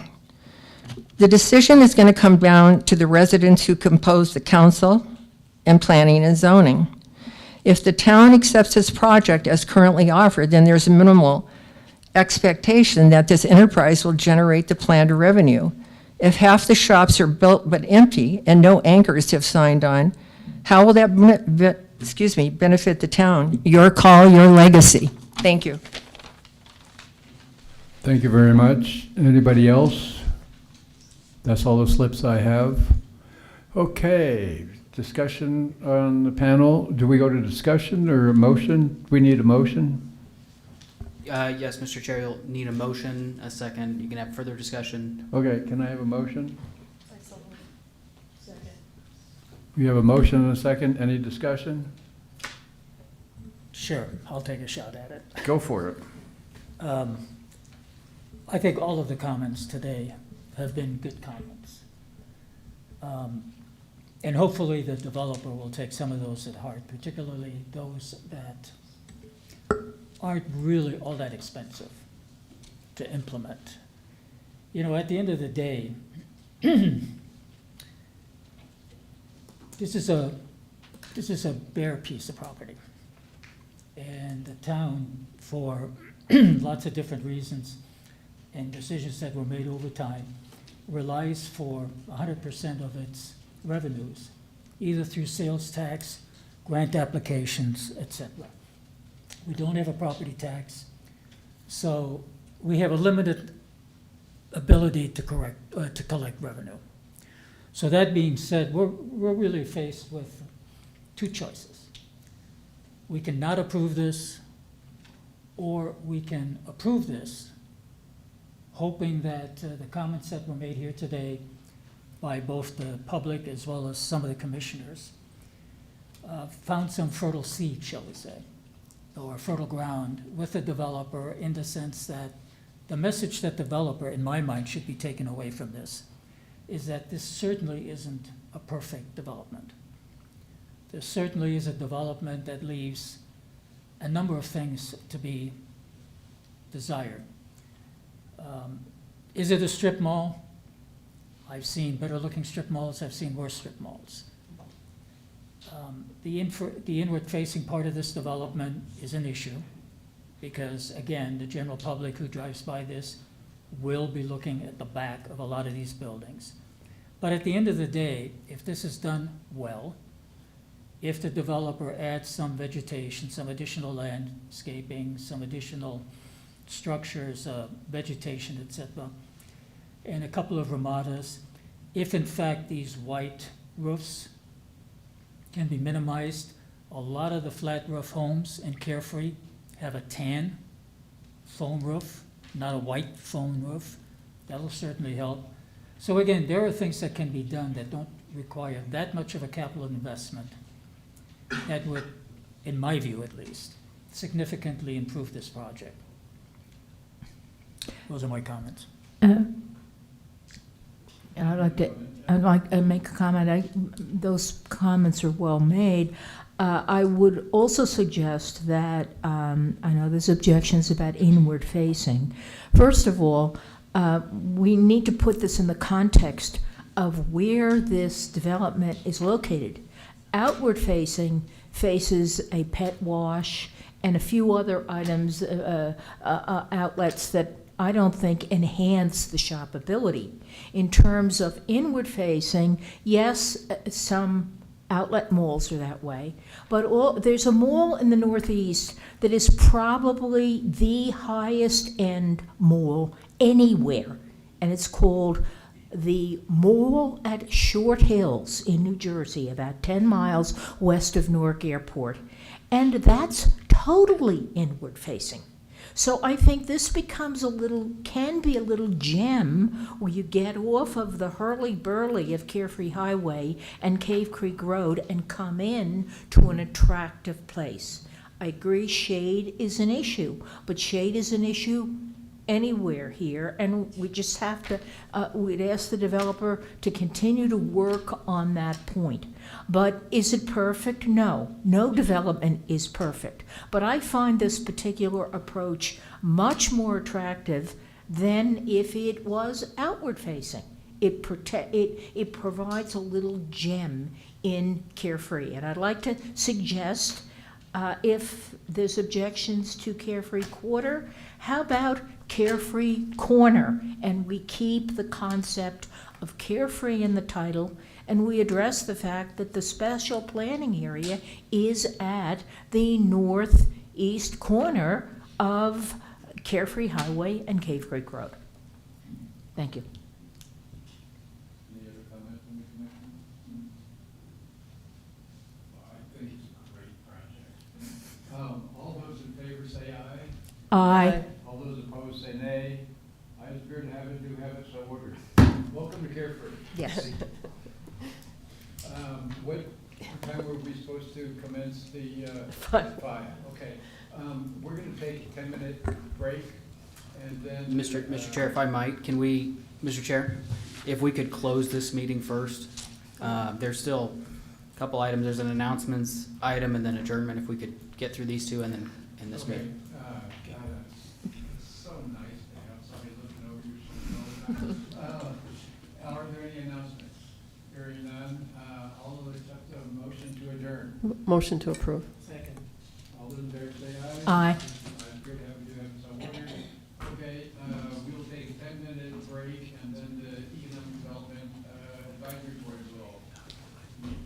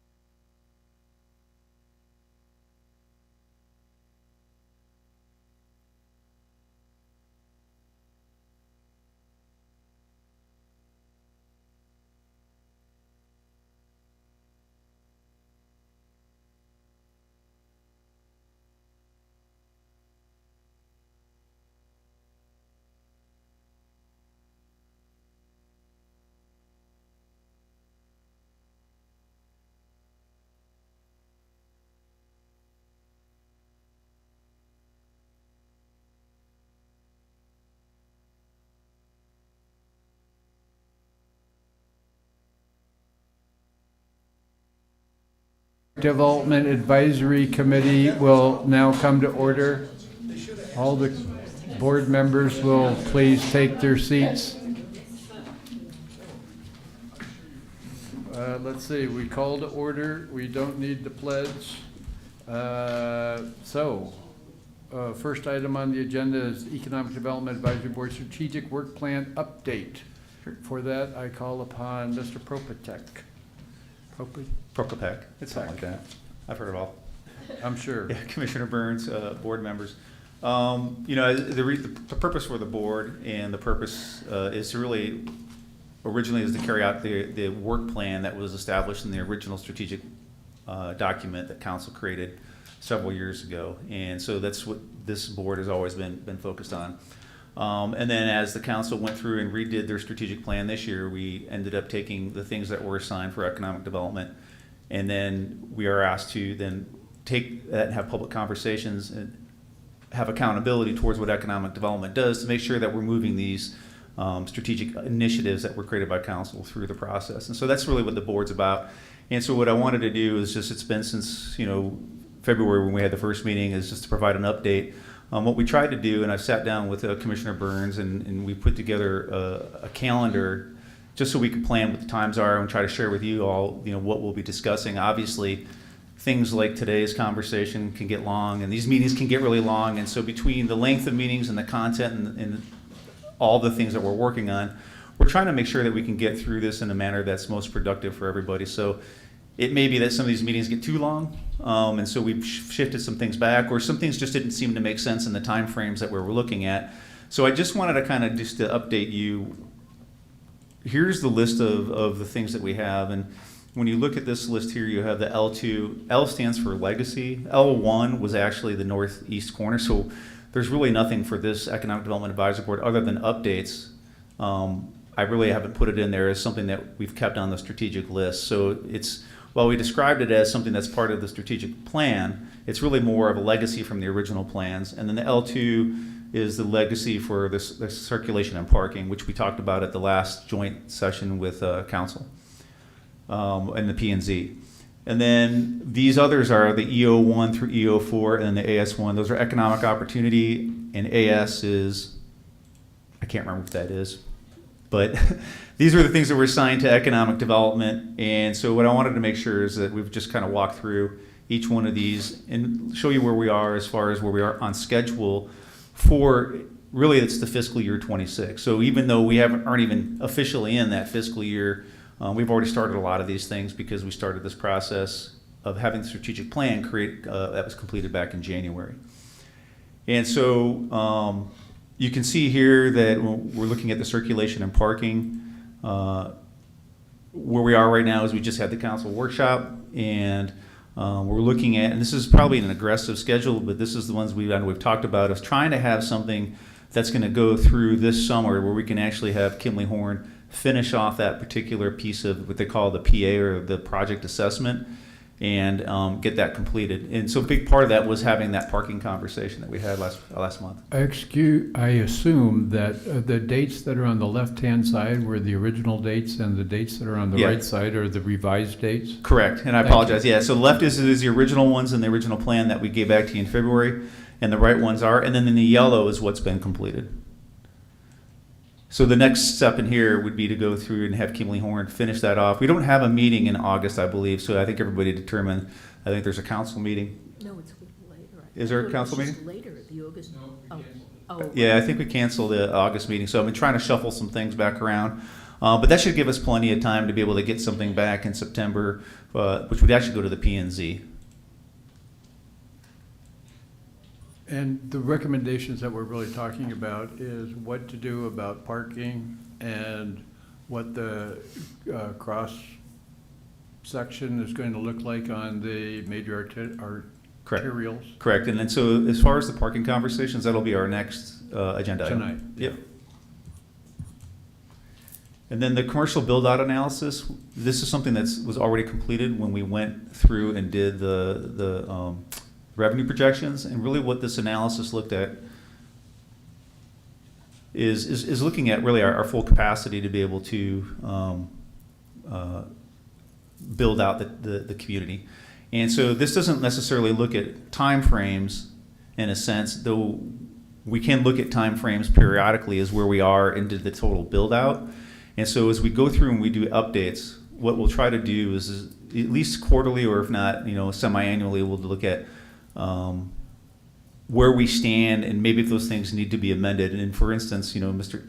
Commissioner Nimsky just mentioned to me that one of the things that could be of concern or things we should thinking about is if this project for the northeast corner is going to come in phases with parcel A, parcel B, parcel C, and we were originally looking at parcel A and parcel B being kind of completed together, that may have an impact on what the overall schedule for what the revenue can look like over time. And so those are the things that we'll continue to keep looking at as we get better information on the types of projects that are happening or where projects stand. It just makes it a little then we'll be able to try to better explain how that's going to play out over time. Just a couple of things on this table. One is that you ought to say that this is sales tax revenue, as I assume. Correct. Okay, it doesn't say that anywhere on this piece of paper. Yeah. The second thing is. But you knew what it was. Well, so you're saying then that when you say Carefree Cave Creek on the left-hand side, that's building northeast, northwest? Yeah, so the target. And then on the right side, that's if we don't do anything? Yeah, so on this is when we went through when we did the opportunities. So I can run through it real quick. You look at the town center, Cave Creek, Carefree and Cave Creek, which would be including Lowe's and the Rare Earth building. Right. And then it also looks at Carefree and Tom Darlington, which would be the northwest corner. Right. Then I just kind of look at what that scenario would look like if everything was built out. And then on the right side, we said, okay, well, what if some of the northeast corner and the northwest corner projects, being the Carefree, whatever it's going to be called, project, plus the northwest corner. And it just kind of give you like if those major projects don't happen, what's kind of our best case scenario there. So our ultimate sales tax revenue at full build out in today's dollars, we're looking at that $6.3 million number. Otherwise, we're looking at kind of a 4.1 million, and which isn't different from the forecast you were providing, which didn't include those projects. And so that's kind of how we were getting to there. But what we want to do is we start looking at future forecasting and with future budgeting, we need to know what that outside limit is. And that's why the build out was really, I think, important to kind of see what that is. And then we'll kind of exist somewhere between here and there. And so if we say there's our build out on a realistic basis, it could be a little bit more than that. It could be a little less. I think we were targeting it more. And, if it's generally occupied at a regular rate of somewhere between, 85 to 90%. Yeah, I mean, my comments to Steve earlier was that, first of all, by only approving parcel A, not parcel A and B, in my view, that has an impact on revenue projections, number one. And number two, I mean, if you were to ask me flat out, I would tell you that they're about a year behind, in my opinion, in terms of any major revenue collection from the original target dates. So given that, that also has a significant impact on revenue projections. And then the question that I asked Steve, that we ought to at least address, and maybe that's also something for the council to address down the road, is if the revenue projections are going to fall short over a specific period of time, then our commitments regarding subsidy also should be potentially adjusted. And, John, that's just something that I think at least ought to be part of a discussion. The third thing is, when you read various different economic projections, et cetera, by virtue of this potentially being pushed back 6, 12, 18 months, we're going to run into the macroeconomic considerations, which I think in my mind and in the mind of most economists at this point are that we will have a significant economic slowdown. We might even go into what now is being called a light recession. And if that comes to pass, retail owners who are contemplating, opening up wherever they want to open up are going to be very hesitant to make any kind of decision in that kind of an environment. that may also significantly impact these projections in a negative way. So I mean, there are 2 or 3 or even 4 different headwinds that impact this. So, I mean, I appreciate what Steve has done here, but one of the other things that I would comment on is that we may want more than 2 scenarios, and I think we ought to have assumptions underneath this kind of a display that identifies what those individual assumptions are for each scenario. Yeah, and Commissioner Burns, Commissioner Nimsky, yeah, so this here was just more of an example of that it was completed. When we went through the opportunities, it was a more detailed, obviously, report when we went through that. So when we do the updates on this, we'll specifically go through and have all that specific information that you're requesting. And we do have an update, I think, somewhere on the schedule here for that. Matter of fact, it's next month. So I'll take this information here and we'll have it all beefed out, and then I'll go ahead and get the information that you had in, and we'll just kind of re-ratchet what those expectations are. But this kind of goes back to why we do the revenue projection to begin with, and we look at the macroeconomics when we went through and did that presentation, because I think it is important to understand, to your point, we're so heavily dependent on the success of something like this, but we got to be realistic about what's ahead of us and the things that, and we just need to be realistic about that as we make decisions that are going to be the best thing for Carefree. And to one of the questions that you'd asked or the comments you made was based on the types of revenue that they'll generate on this site. That is the one nice thing about this particular agreement is that if they don't perform, it self-ratchets itself down. So let's say they only hit 50% of that mark, they only get 50% of the benefit back. So even while the ceiling may still be there, and it's limited by that percentage, and it's also gonna be limited by time.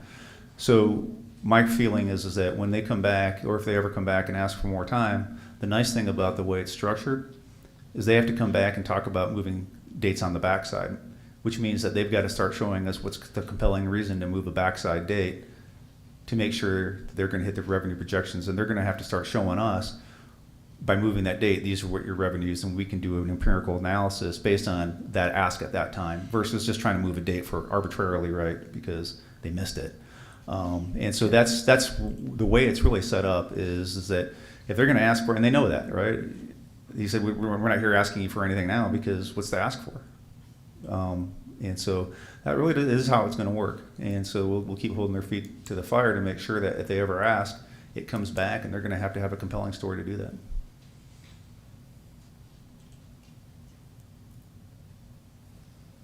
Any other questions?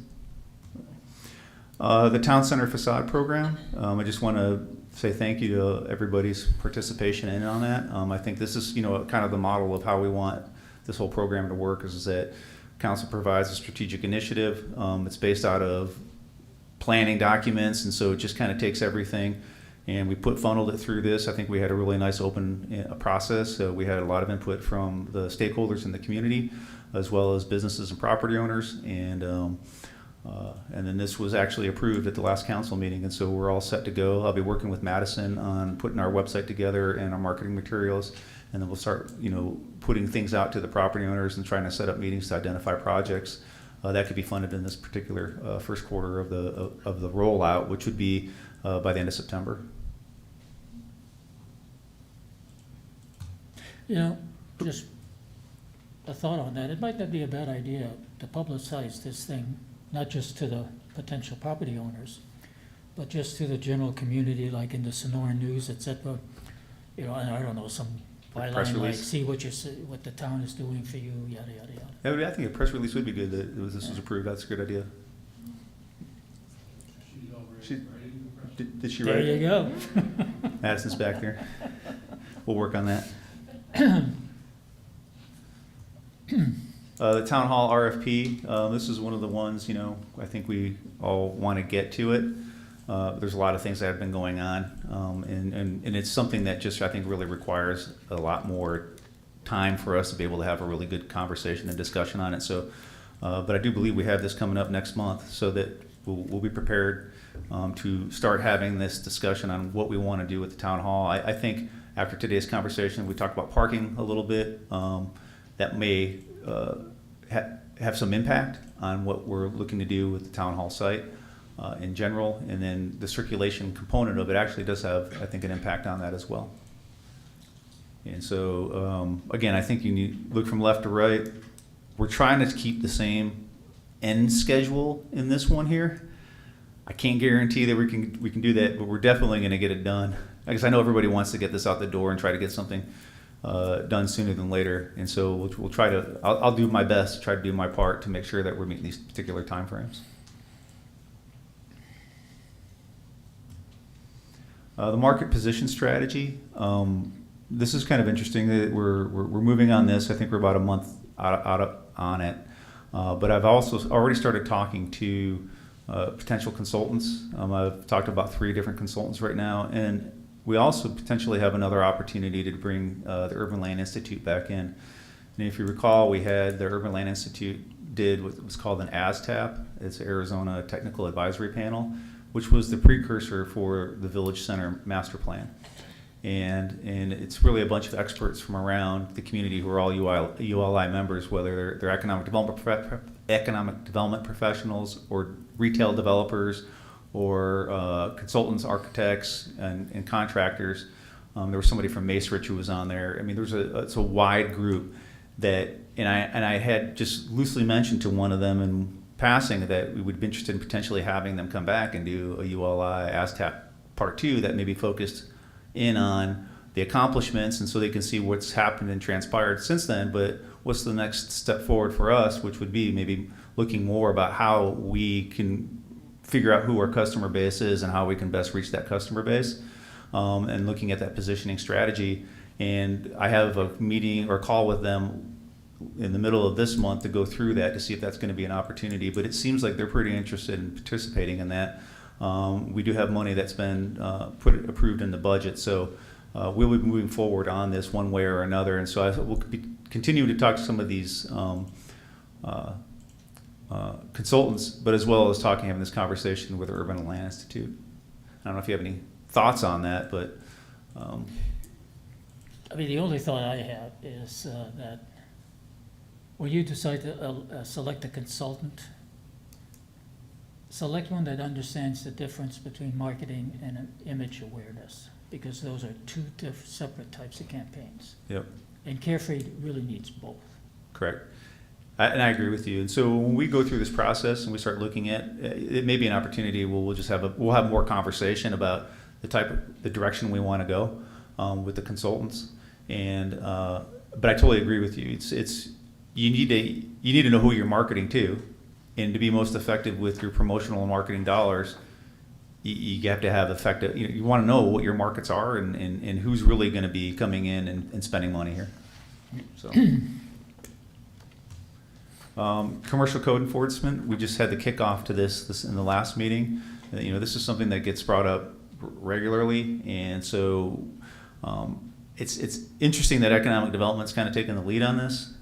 But I understand the importance of why. From a commercial perspective, it is something that we want to focus on because we're sales tax related and because our town center is it's a fragile environment, and you can see that in one day it can shift, and you can have a retailer and the next day it's an office building. And so we just want to make sure that what we're doing as far as uses that are taking up space that shouldn't be, are non-conforming, that we're addressing those, and businesses that aren't following through and doing the things that they need to necessarily do, we're going to make sure that they're doing that.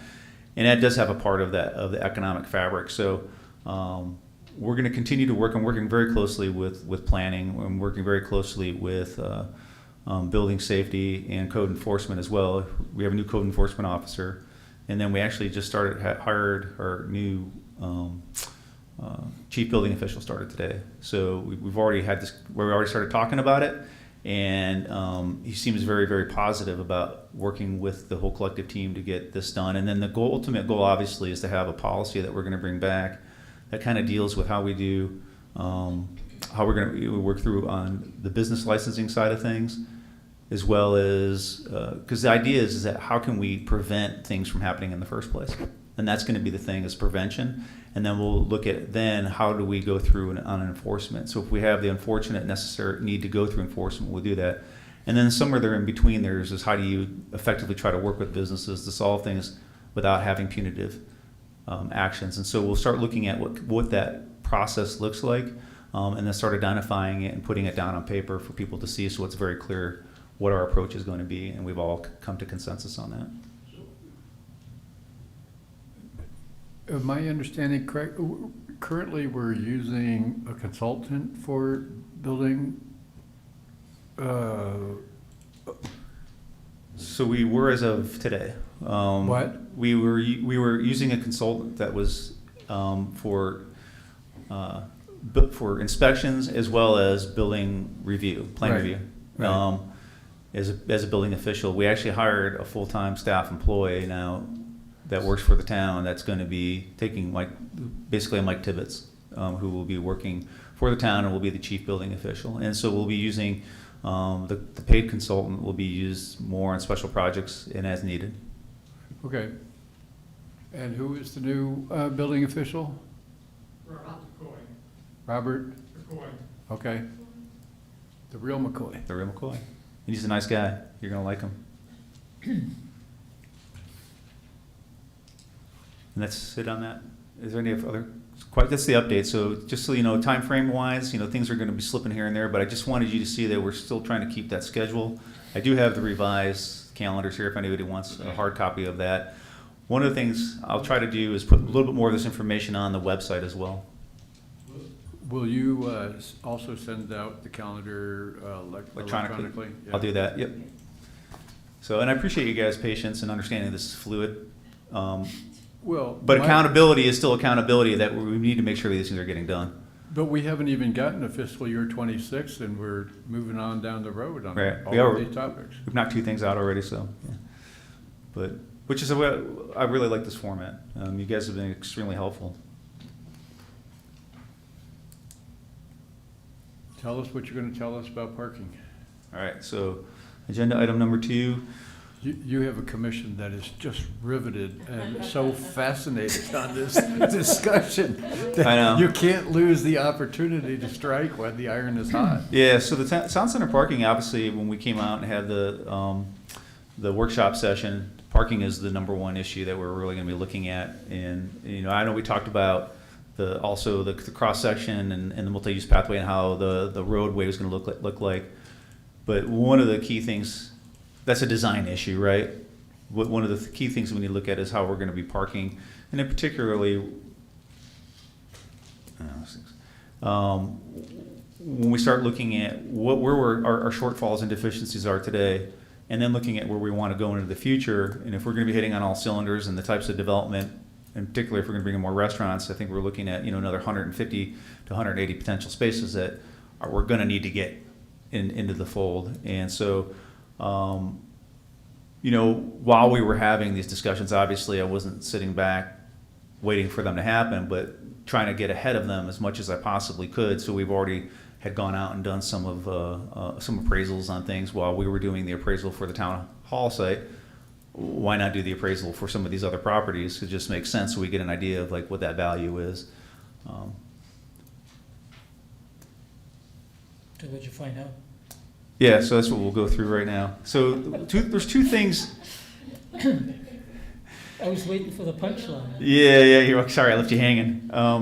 So there's 2 things that we're looking at. One is there's existing private parking that was considered underutilized, and so in particular the ones that really are adjacent to the town center, adjacent to the Easy Street area, but really aren't part of our public nature, are the 2 bank parking lots, which are Chase and Bank of America. I have some experience in my career in dealing with using excess parking after hours with banks. Okay. So we'll have a chat Okay, at some great. point, because I think, Yeah, I did talk to. So I actually talked with Bank of America, and they're okay with evenings and weekends. And we're waiting to. I think the mayor actually had a conversation with J.P. Morgan Chase, and I think conceptually they don't care if somebody parks there. And so we'll just need to have a bigger conversation about making sure that the customer who drives into Carefree knows that they can park there on evenings and weekends. And so Bank of America didn't have a problem with that, and as long as we were willing to pay for some of the signage that says not to park there during business hours, but evenings and weekends are okay, they're okay with that. We do have to work out other issues, and I'll work with the attorneys on that as it relates to insurance and liability and all that stuff, but those are details, and we'll work through those. Is there a sidewalk that connects these parking areas to the central There is. village center? That there is, and that's why I really only focused on these two, is because they are the ones that are easily accessible to Easy Street. We could count the Carefree Marketplace, which is the Basha Center area, but look, people can park there and walk over, but it's not the most convenient, and they're not monitoring evenings and weekends anyhow.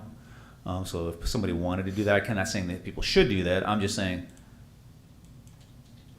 it's not, I was more concerned about people feeling like they're gonna get towed out of these bank parking lots if they park there. But I appreciate the offer, but as we move forward on it, I will definitely keep working.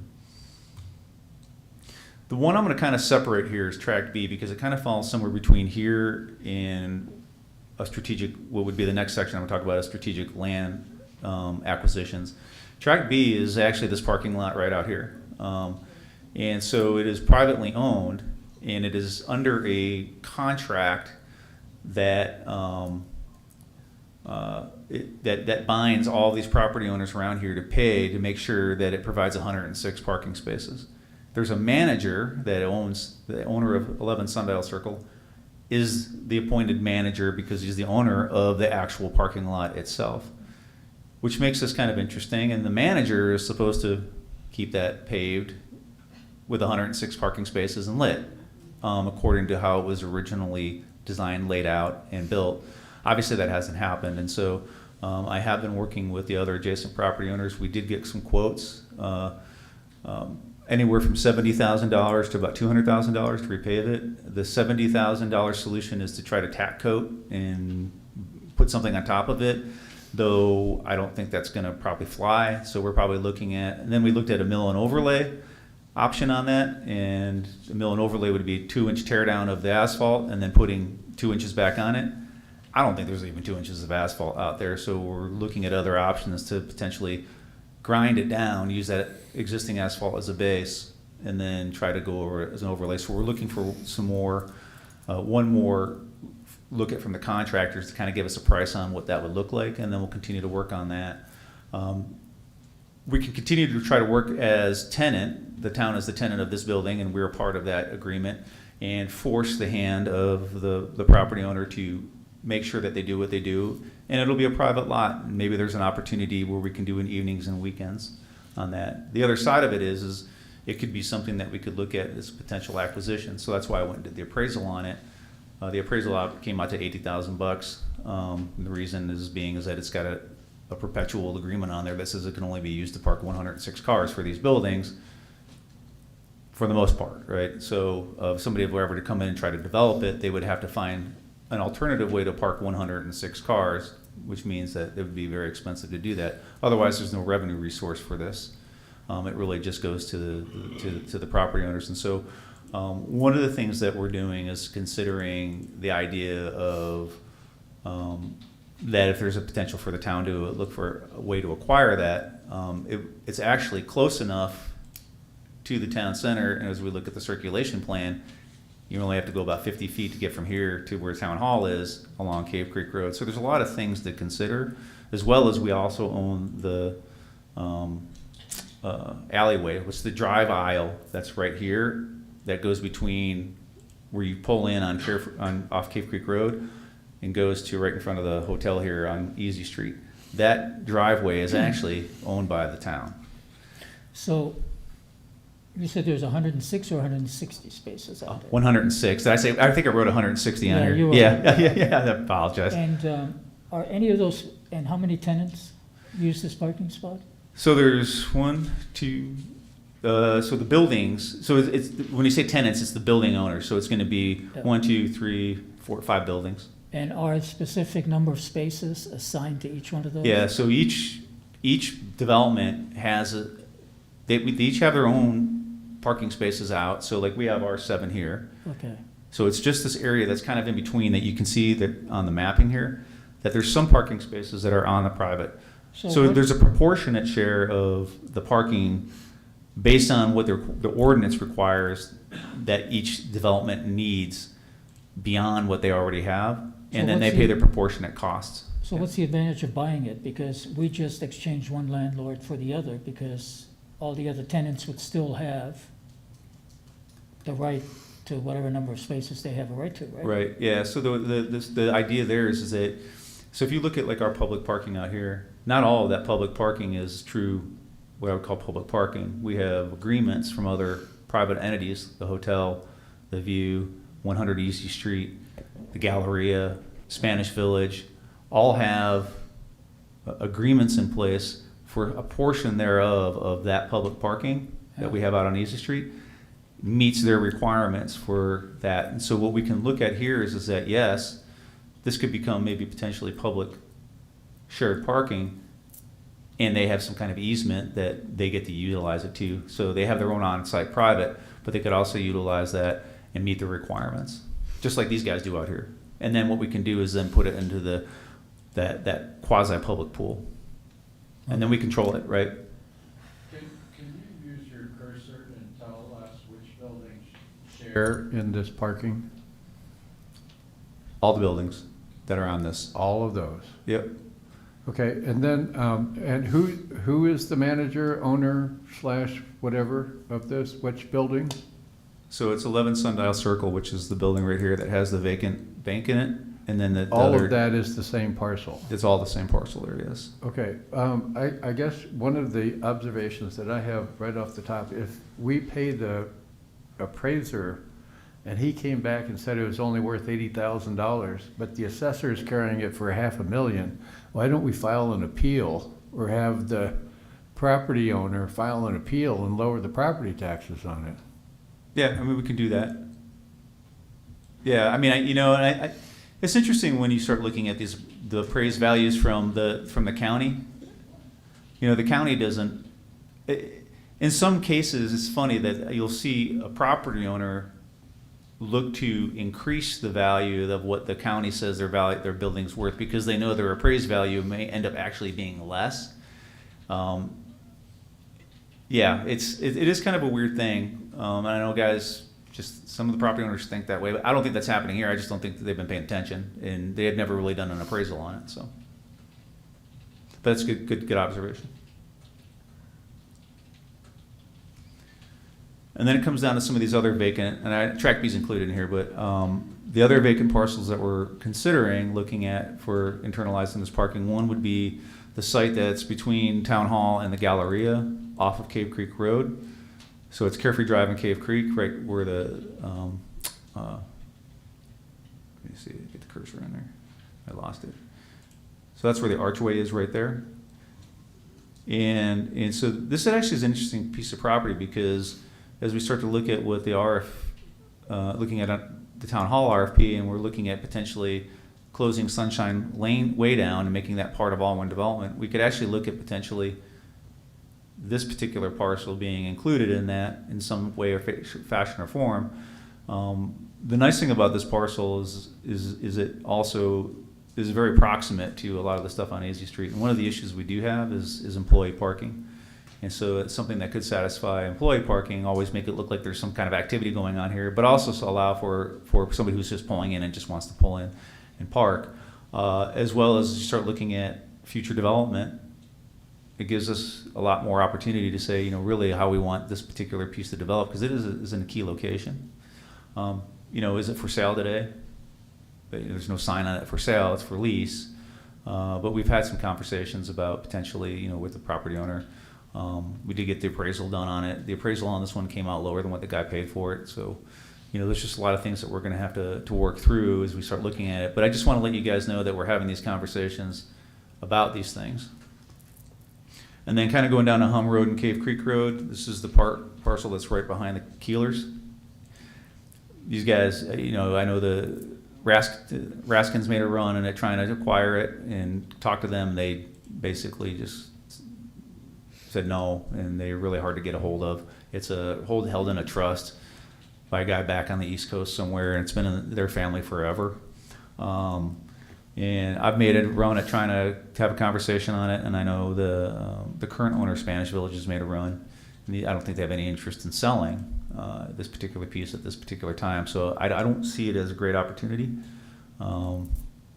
as we don't have an engaged property owner, and there's an absentee property owner at this point.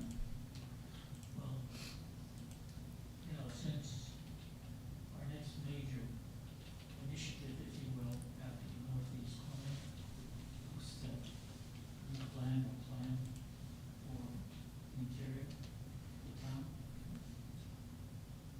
Ideally, it would be nice if carefully, and I know the mayor has lots of money or lots of sources for money. Ideally, it would be nice if we could buy all of these vacant parcels, because that would make things a hell of a lot easier when you start to plan what the downtown core of Carefree is supposed to look like 5 years, 10 years, or a number of years down the road.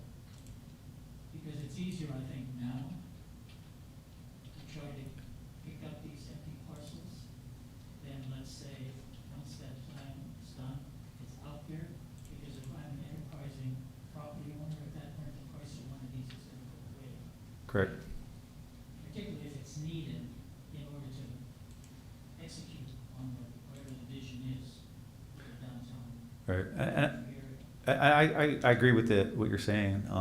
And I think for a lot of different reasons, you start looking at these for parking, but also does it meet the needs for as we start looking at what revitalization, redevelopment is going to look like and how we want to control our own future and our own destiny. Parking would be the intro. Right. And if you look at other communities like other cities, you know, Phoenix, when you look at the revitalization of downtown Phoenix, is exactly what they did. They just bought areas, they parked them, and then they sold them and developed them, and they built structure somewhere to accommodate for the displaced parking. Yeah, it's a great strategy to obviously got to have the money to do it, and so that's why we just need to be thoughtful about it. You know, yeah, can we do it all? I don't know. So we may have to pick and choose how this works, and some sellers may not be willing to sell, and some prices may go too high, and you know everything's a negotiation, and you know we're not an endless bottomless pit of money, and so I understand the principle. Yeah, I'm just telling these. So I'm trying to negotiate now, so these guys don't start raising the price based on this conversation. Yep. And then behind the Chevron station, we've had a lot of conversations. We finally, it was a long time coming to get to the actual property owner that knows that they actually own the property and is engaged in the conversation. They picked up the permit for demolishing those buildings behind there, and hopefully we'll see those get taken down this summer. And then they are in conversation with Spanish Village, at least on a temporary basis, to provide some type of temporary parking there, as they try to assess what they want to do. Those being the owner of the Chevron station, they own those two parcels, with what they want to do with the Chevron station. So they may want to potentially expand the Chevron station site into those two sites to some extent. And what that is, they don't know yet until they get through that process. And they may even want to look and see if there's any economic viability of those two parcels, and I can't blame them for doing that.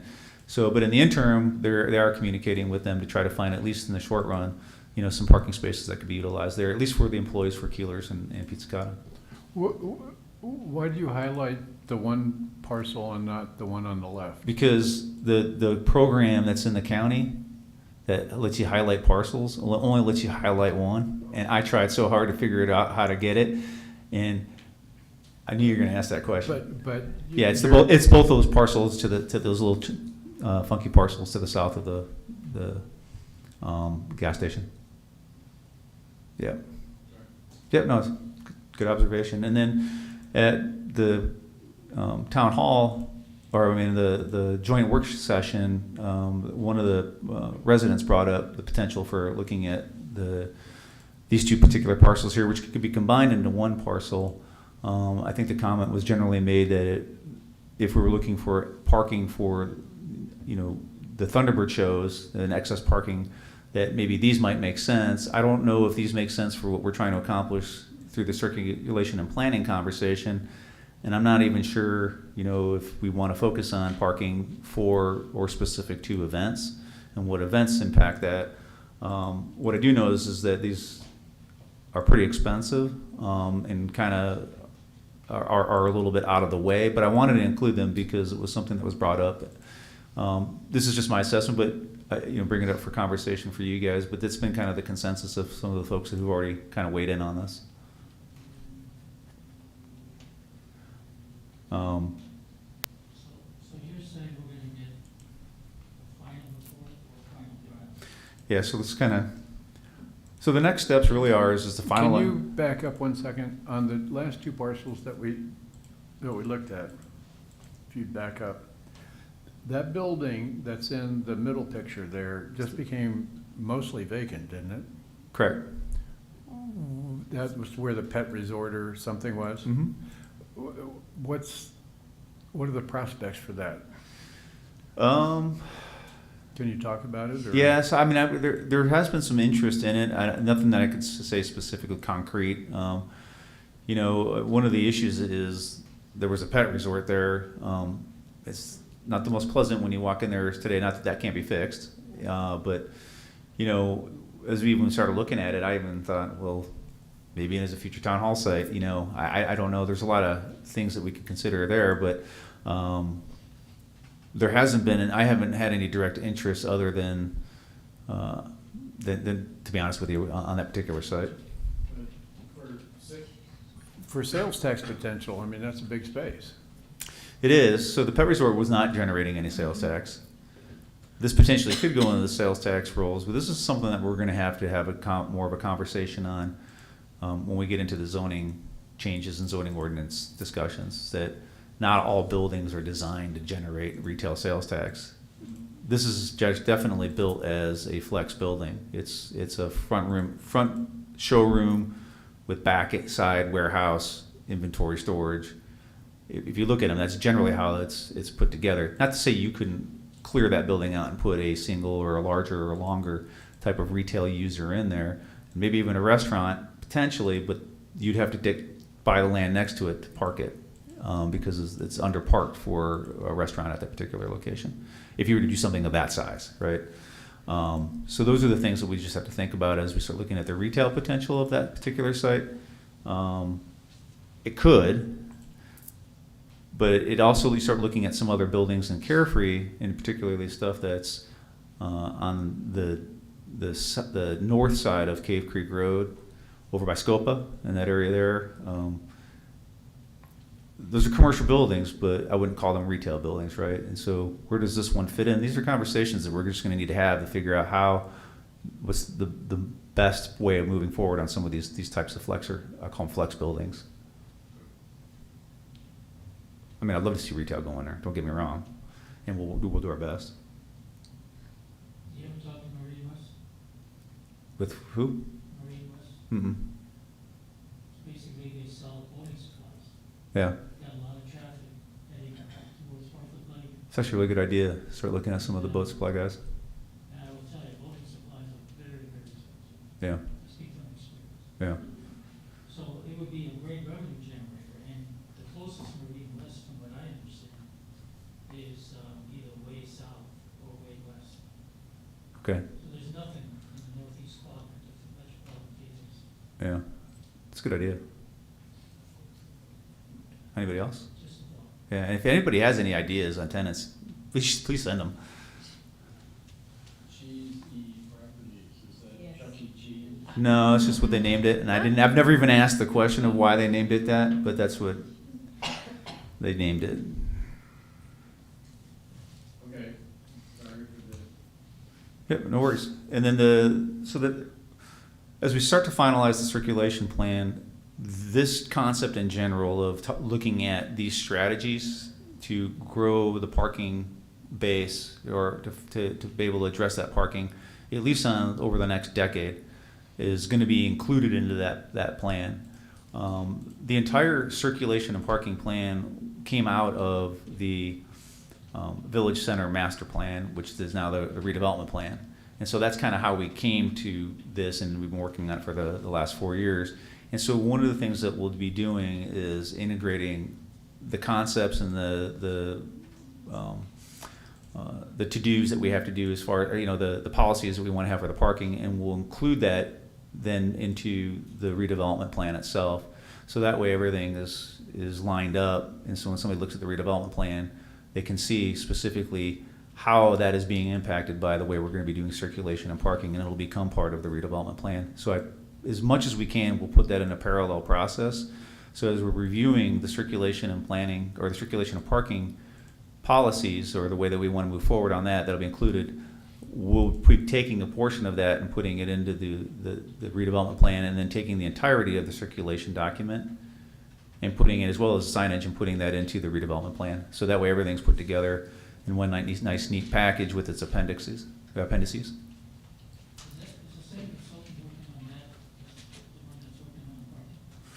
So the parking and the circulation will be the same as Kimley Horn. So they'll be putting that together, and then the redevelopment plan at this point, we'll take their work, and it's just going to be an edit to the document. I'm not going to. So we had Michael Baker International do the redevelopment plan last.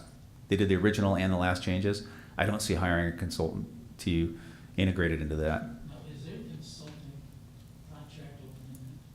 No, it's set, and so that's why we're kind of coming down to they're on their last bit of deliverables. And so when we had that workshop, if we needed to extend it, then we would have had that conversation about extending their contract and spending more money, which I don't think anybody wanted to do at this time. So. Yeah, so when we look at the redevelopment plan integration, I'll be doing that myself. Well, I say myself, I'll work with the team here. Stacy will be probably involved in that. She doesn't look thrilled that you're volunteering your time. Yeah, yeah. Okay, you have to finish the thought on the second bullet point.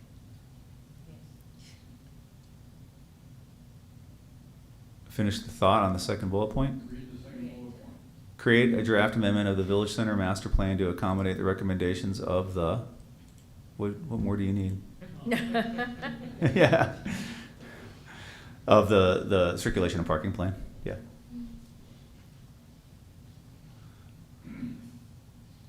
This was the last add-on slide right before I got down here. I was like, I gotta add on what we're doing next. So, that's it. So, Thank you very much. yeah, and if you ever, and like I said, anybody ever has any comments or questions, just reach out to me, and I'll catalog those, and then whenever we make changes, I'll just make sure to let everybody know that I received these comments, whether it's from the public or whether it's from property owners, and how that gets integrated into this whole. But we'll continue to have these conversations across the board between stakeholders, property owners, and everything else. I think we're making great progress on the strategic plan all across the board. I mean, it's, half of this stuff is probably gonna slip before we get it done, but thank you very much for that. Will you please send out the calendar in electronic form? I will do that. Anything else? That's it for me. Can I have a motion? Second. Been moved and seconded that we adjourn. All those in favor say aye. Aye. Opposed say no. Ayes appear to have it, do have it so ordered. Thank you.